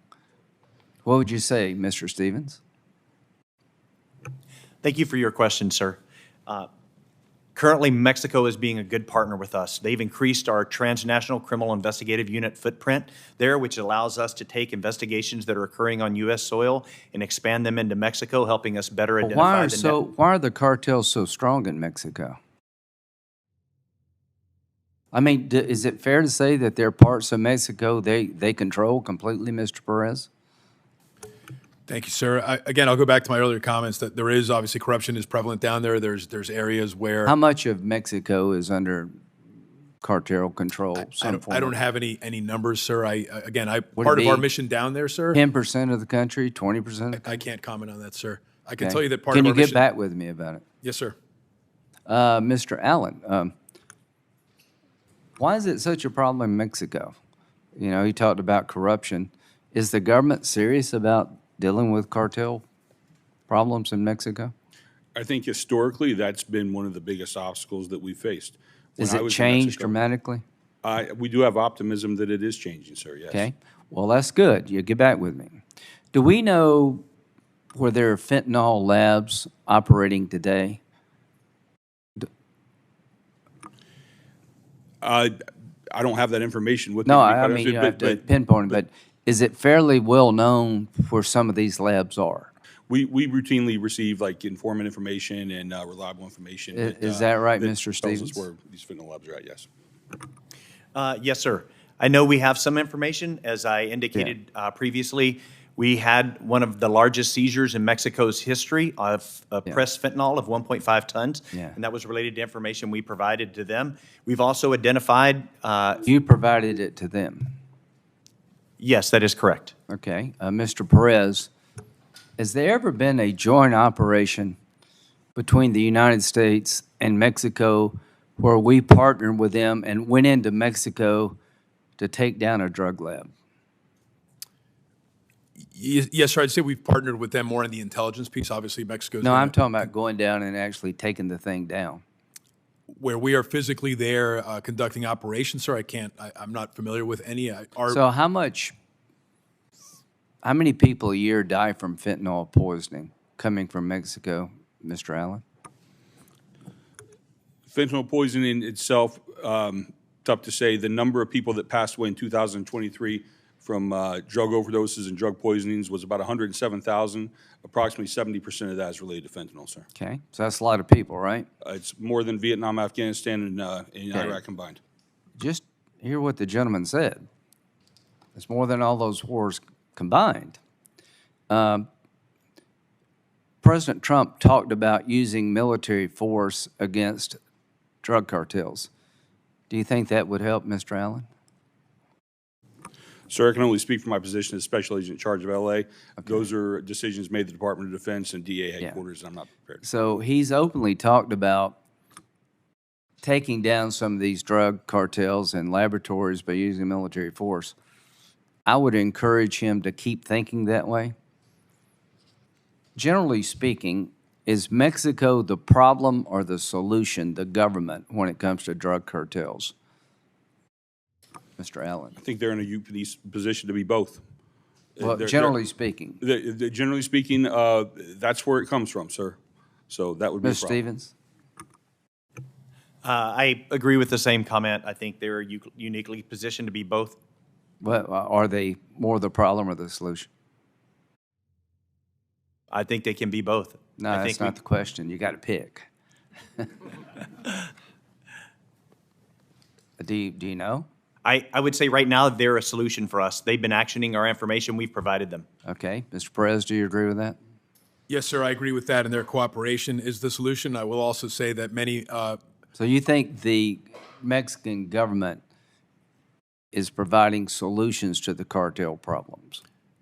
They are providing solutions, yes, sir. They could provide more. There's more capacity there, and we're trying to build on that. I will also say that members of the Mexican law enforcement have died serving action on behalf of the United States government. I appreciate that. So we had testimony about a month ago, quite the opposite. Just seems to me that they're mostly the problem, not the solution, because there's so many of these organizations operating out in the open. They literally have control of large parts of Mexico. So I'm glad to hear they're doing better. But from my point of view, they're not doing enough. Senator Schiff, then Brett. Thank you, Mr. Chairman. Thank you, gentlemen, for being here, and thank you for your public service. Greatly appreciate it. I served for almost 6 years in the U.S. Attorney's Office in Los Angeles, worked very closely with the DEA when I did. In fact, worked on bringing to justice one of the people involved in the kidnap, torture, murder of Enrique Camarena. So I was interested to see the video at the outset of this hearing and thrilled when I learned of Caro Quintero's extradition to the United States. Mr. Allen, I want to ask you a couple questions about your work in L.A. I'm grateful for all the efforts to stop the scourge of fentanyl and the smuggling in this country, which has killed so many Americans. My questions go to the fact that I want to see that focus continue, and I don't want these questions to be perceived as a criticism of you. You're following the instructions you're getting from headquarters. But I am concerned, and for the reason that Senator Padilla alluded to, that to the degree that your resources are diverted to immigration operations against nonviolent immigrants, against farm workers or garment workers or restaurant workers, I am worried about diverting the focus away from interdicting fentanyl and going after these cartels. So let me ask you, how many field agents do you have in LA? So approximately 200. And of the 200 field agents in LA, how many of them have, in the last 150 days, worked on immigration enforcement? That's a tough question to answer, sir, just because it's such an ebb and flow. It's not like we have people permanently assigned to just work immigration enforcement. Because, as I said before, we're really primarily focused on continuing our work in drug enforcement, and the crossovers that fall into place with illegal immigration. I mean, that's where we give us your best ballpark. Have a third of them been assigned at least temporarily, or half of them, or more? Is everyone participating to some degree? I would say at any one time, that's a decent estimate. But as again, sorry, which estimate? About 30%? At any one time, not necessarily at one time, but at any given time. There could be 5%, there could be 2%, there could be 30%. It just depends on what's going on that day and what type of support we can offer. But give us some sense. I want to know what kind of call on your resources this is. Well, I can actually give you a couple of good examples of things we've done recently. I'm really not looking for examples. I'm looking for how much your workforce is being diverted to immigration enforcement and away from things that they were doing previously. Well, specifically immigration enforcement only, that's not what we're focused on. It's just not, sir. Okay, so how many of the 200 agents have worked in immigration enforcement? At any given time, anybody could have. No, just overall. Have all 200 been called away at some point to work on immigration enforcement? No, sir. Okay, so how many have? I really would have a hard time giving you an answer on that, sir. You're running the office. I am, yes. And you're having to make decisions about allocating resources. Yes, sir. And you've got investigations to pursue that were ongoing at the time of the administration. And you're having to take agents off of one thing to put them on another. I know how strapped the resources were even before this administration. Yeah. So you may not want to be precise here, but we need some sense of what kind of resources are being diverted here. So what percentage of your agents would you say, what's your best estimate, what percentage have been called to do immigration enforcement? What percentage of the 200 have at some point in the last 150 days been called away to work on an immigration enforcement action? Sir, the reason I'm having a hard time answering the question is because we work immigration enforcement as it relates to narcotics enforcement. So the two are intimately combined, and that's what our agents are doing. Okay. Well, for instance, you know what I'm asking you. With all due respect, you know what I'm asking you. So, what percentage of your agents have been called away to work on immigration raids? That is a departure from what you were doing before 150 days ago. Sir, my people do not do strictly immigration raids. What percentage of your agents have worked on immigration enforcement in the last 150 days? Can you give me an estimate? Again, it's not just immigration enforcement, sir. So okay. You clearly don't want to answer the question, Mr. Allen, and this is part of the problem, and that is we are devoting, by some estimates in the FBI, 45% of our agents in major cities, it's a public report, to immigration enforcement actions that are 90% of which going after nonviolent offenders. You're taking them away from somewhere. You're taking them away from somewhere. And you clearly don't want to tell us how much you're taking them away or how much work they're doing on this and what other enforcement actions, what other interdiction they might be pulled away from. But we need answers. Mr. Perez, are the estimates accurate that 45% of agents in major cities are being called on to work on immigration now? Is that accurate? No, sir. I would say that's not entirely accurate. I think that maybe comes from some data that looked at. So what is the accurate percentage? So nationally, sir, I don't have an exact percentage. I would say it's probably, it ebbs and flows. It could be between 5 to 10%. But again, that's been a temporary surge. We're realigning, we're surging now towards potential terrorism threats. And the 5 to 10% that are being called away to work on immigration, what were they working on previously? It varies, sir, by office. It depends. But we have a history in the FBI, sir, of surging resources towards terrorism or cyber attacks or cartels. So those are decisions made by our field offices to potentially pull someone off of an assignment. But I would say that's common, sir. In the 100+ years in the FBI, we surge resources, we realign resources for potential threats. Well, I don't think there's anything common about the scope of what you're being called upon to do with these immigration enforcement actions. But I know my time has expired, and I yield the mic to Senator Britt. Thank you very much. On the note that we were just talking about, the stuff that I have read is that actually the seizures of drugs have gone up, particularly at ports of entry, since we've seen a more secure border. Is that correct in what you've seen, that we've had an opportunity to seize more drugs at those ports of entry? Speaking on behalf of HSI El Paso and our response to Customs and Border Protection, we're seeing increased cases as it relates to cocaine, and we're seeing increased seizures in cocaine. Okay. Oh, and by the way, I had an opportunity to interact with some HSI agents over the weekend, just top shelf, first class. And to all of you and the men and women who work with you, thank you so much for what you do. And I think it's critically important right now that we continue to focus on this. We know that fentanyl death, fentanyl overdoses, fentanyl poisoning is the leading cause of death between the ages of 18 and 45 in our country. We have seen, obviously, the previous administration continue to kick the can down the road, and this administration is taking it serious, making sure that we are using every tool in our toolbox to keep Americans safe. When we look at the nexus between moving that fentanyl and drug cartels and gang members, I'd love to know from you all, any of you, how many drug cartels, gang members, the number, so to speak, do you feel like, and those agents kind of sort of working with them, do we have in the interior of the United States by your estimate? Anybody? Do you mean individual groups, ma'am, or? Yeah, like number of people that are associated with those groups, either In drug cartels, gang members, et cetera. Well into the thousands, ma'am. Wow, wow, wow, wow. When you are looking at the nexus and how this works, how the cartels utilize these gangs to move this product around the country, can one of you tell me a little bit about process-wise, kind of how they do that? Ma'am, in my experience, the cartels, specifically the Mexican drug cartels, often use the street gangs in the United States as kind of their foot soldiers to carry out some of their dirty work, to carry out, retail distribution, things of that nature.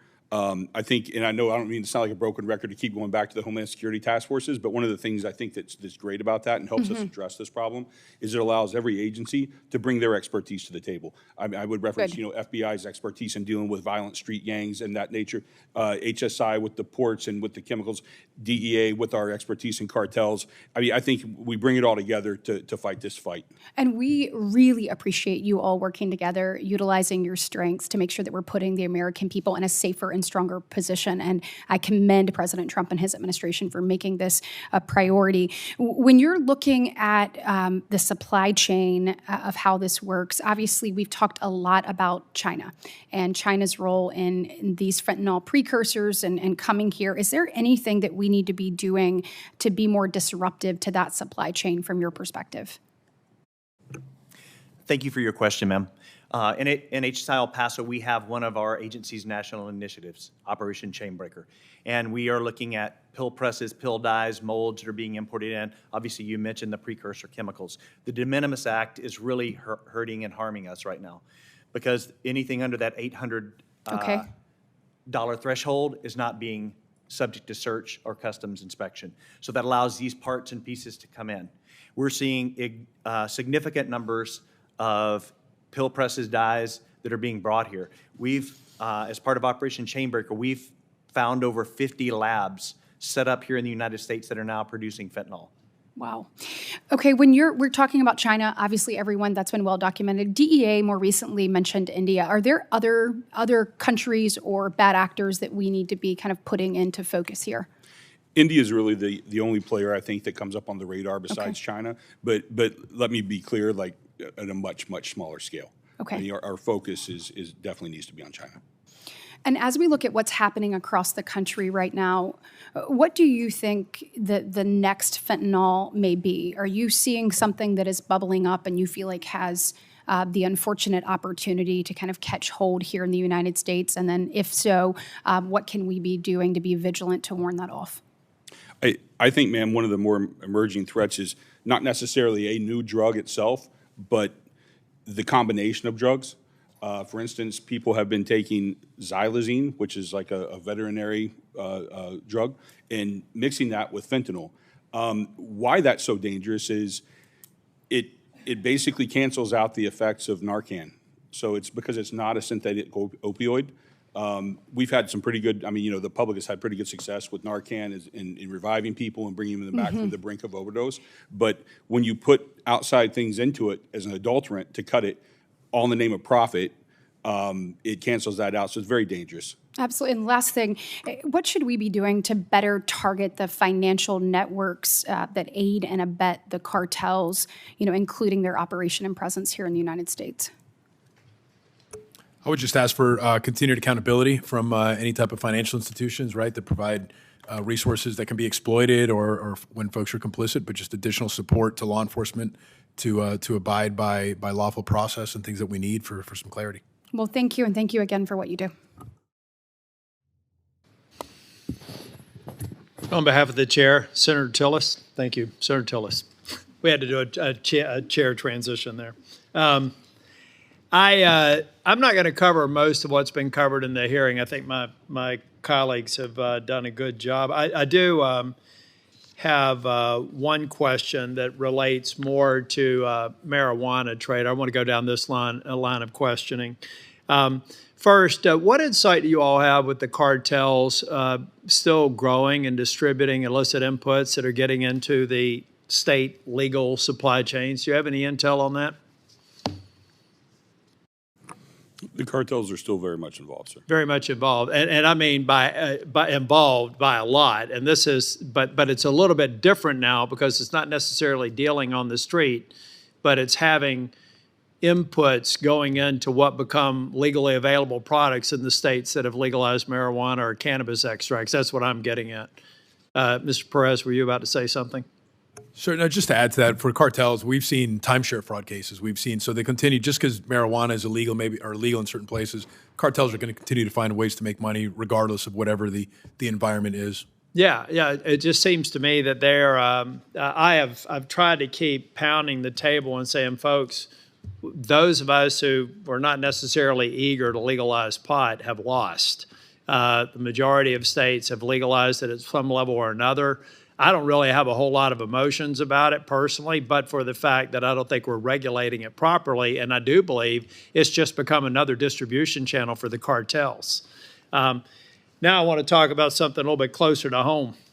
I really need some help from DEA to answer this question. How does a pot growing facility in North Carolina that's not connected to the boundary of the eastern band of the Cherokee somehow get produced here, get grown here, the extracts are created here, and then magically find itself in through a patch of land that is not boundary, and then find itself for sale? I mean, how can I get an answer from the DEA on how this magical process occurs where something's transported in an illegal area and not viewed as an illegal activity? Mr. Allen. Sir, what I can comment on is what we recently experienced in Los Angeles, and I apologize, I'm not as familiar with. I wouldn't expect you to be briefed up on this. But. Yes, what I can comment on is we had a similar instance in the Los Angeles area recently last week, where our people raided a almost 800 acre, if you can imagine that, 800 growing acre. operation. Yes, sir. And it was it a legal growing operation? No, sir. And it was on tribal land as well. And interesting. As a result of that operation, we actually uncovered there were 47 Chinese nationals on the property who were here illegally. We believe as a result of human smuggling, because many of them were locked into their temporary living quarters and locked into their working areas. So it touches a lot. I need some help. Because the boundary in North Carolina, for those who don't know, the boundary where the eastern band of the Cherokee are, it's out in the very end of the state, near where South Carolina, Georgia, Tennessee elk and North Carolina elk converge. They've got they have a right to sell marijuana. I guess, as a recognized tribe, but they're growing in one place and selling in another place. Not only are they, and let's face it, folks, it's a casino operation, it's a destination. People are buying this stuff. You'd have to be out of your mind to think that they're going to dispose of whatever's not used by the time they leave. So we're moving to this island where it's legal, and then people are driving out. That people got to just take responsibility for transporting things they're not supposed to legally, but they're growing it in a patch of land that's not connected to the boundary, and I've got to believe that that's an illegal transport. At what point does it become trafficking? Because this is at scale. And so it's something that I'll be reaching out. I have with the prior administrator, Milgram, and I'm going to reach out and just give me a definitive answer. If it's a legal enterprise, fine, but I've yet to get an answer to it, and I'd like to get a crisp answer. I don't know. The other thing I want to say here is we're seeing stuff, Tutti Frutti. I don't know. Is that an adult targeted segment kind of name there? Or does it feel a little bit like you're attracting the younger audience for this sort of thing? And then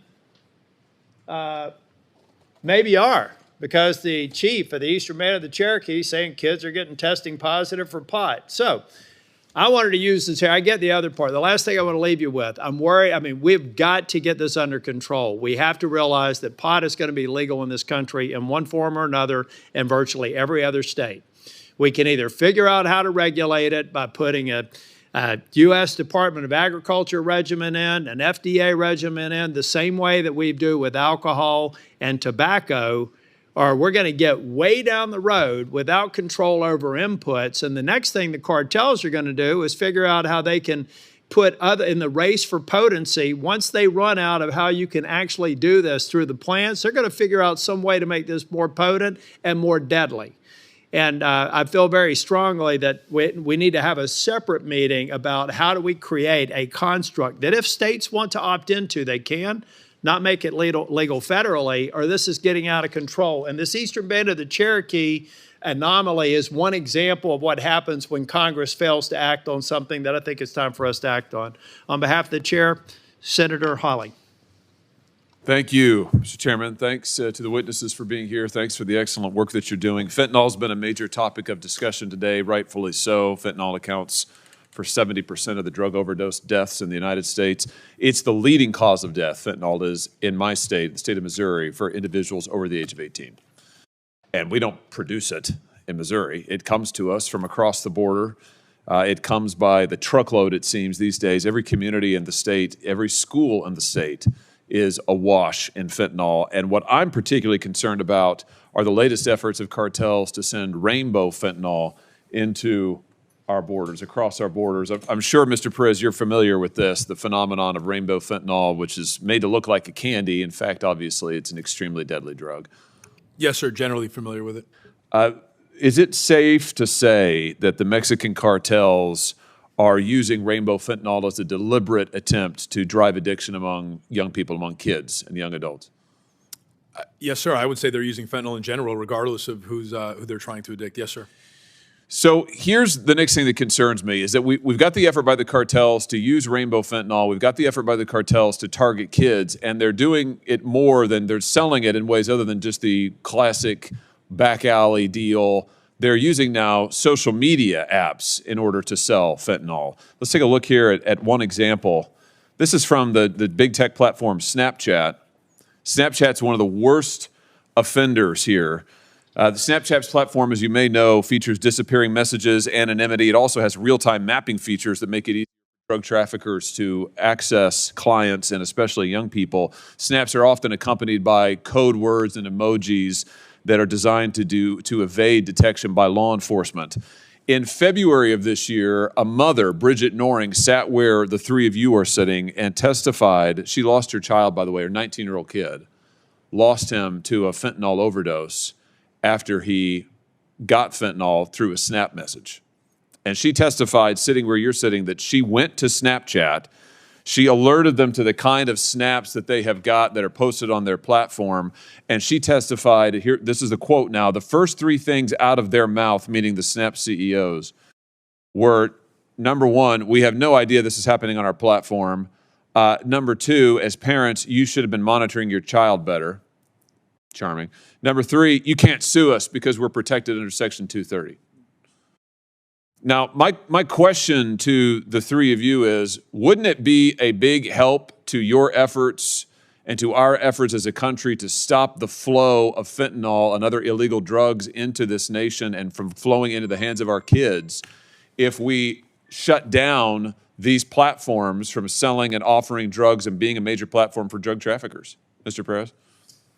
Yes, sir. I would go back to about accountability from any institution that's facilitating this. I know our efforts through the J-Code, which I mentioned earlier, focusing on darknet and opennet type of trafficking, that's significant. We spend a lot of efforts on those types of cases. Yeah, very good. I'm glad you used the word accountability. I think that's exactly what we need. And right now, I just want to point this out so everybody understands it. Right now, Snapchat and every other big tech platform have exactly zero accountability. Zilch. This is on their platform. It is there constantly. It is there in volume, and there is currently nothing any parent, any victim can do about it. I mean, just refer back to what this mother said the Snap CEO said to her. It's your fault. We don't really have any idea about it. This is after she told them it was on their platform. And by the way, they know. I mean, if these guys can direct the most precision advertising to you using their AI algorithms, you think they don't know that there's this kind of advertising all over their platform? They know. And then they said, the get out of jail free card, you can't sue us because we're protected under Section 230. I've said this time and time again. It is time for this Congress to take action to allow victims to hold accountable these companies when they put this kind of garbage, this sort of illegal activity on their platform. Victims ought to be able to sue Snapchat and any other big tech platform that traffics in this kind of illegal activity. And until Congress changes the law to allow victims and parents to sue, I think that this is just going to continue to go on. Let me give you one more example. Mr. Stevens, I'll direct this to you since I know that you're in the El Paso division. Here is an example of a Mexican cartel using a different social media app to try and hire American citizens to participate in human smuggling. So this is the kind of thing that's going on Snap, on Instagram, on TikTok, where these cartels are recruiting American citizens to come be smugglers, offering them pay, giving them instructions. And once again, they are using these social media apps, these big tech platforms to do it. Let me just ask you, Mr. Stevens, have you encountered this? Have you seen the cartels trying to recruit Americans to participate in their smuggling operations? Thank you for your question, sir. Yes, we have multiple cases involving human smuggling as well as drug smuggling where they use those social media platforms to be able to recruit drivers. Wouldn't it be a help to you and your law enforcement activities to be able to turn off this kind of illegal activity on these platforms? In other words, to reduce the supply of American drivers who are willing to participate in a human smuggling ring? Yes, it would, sir. We need to do it. And the way to do it is to hold these social media companies accountable, to use your word, Mr. Perez, to allow victims to sue the social media companies for violating the law, for violating basic human decency, for lying constantly to their customers and the American people. I've already introduced legislation that's passed this committee unanimously to allow victims of child pornography to sue the platforms. And I can tell you the next step is to allow victims of human trafficking, victims of this kind of illegal trafficking in narcotics to sue the platforms. If we can do that, I think we can begin to make a dent in this tidal wave of fentanyl and other narcotics coming across our border, and I think we can begin to hold these social media companies accountable. Thank you, Mr. Chairman. On behalf of the chair, I want to thank our witnesses for participating in this hearing. Written questions can be submitted for the record until July 1st at 5 p.m. I'll ask that the witnesses to please answer and return the questions to the committee as quickly as possible. This hearing is adjourned.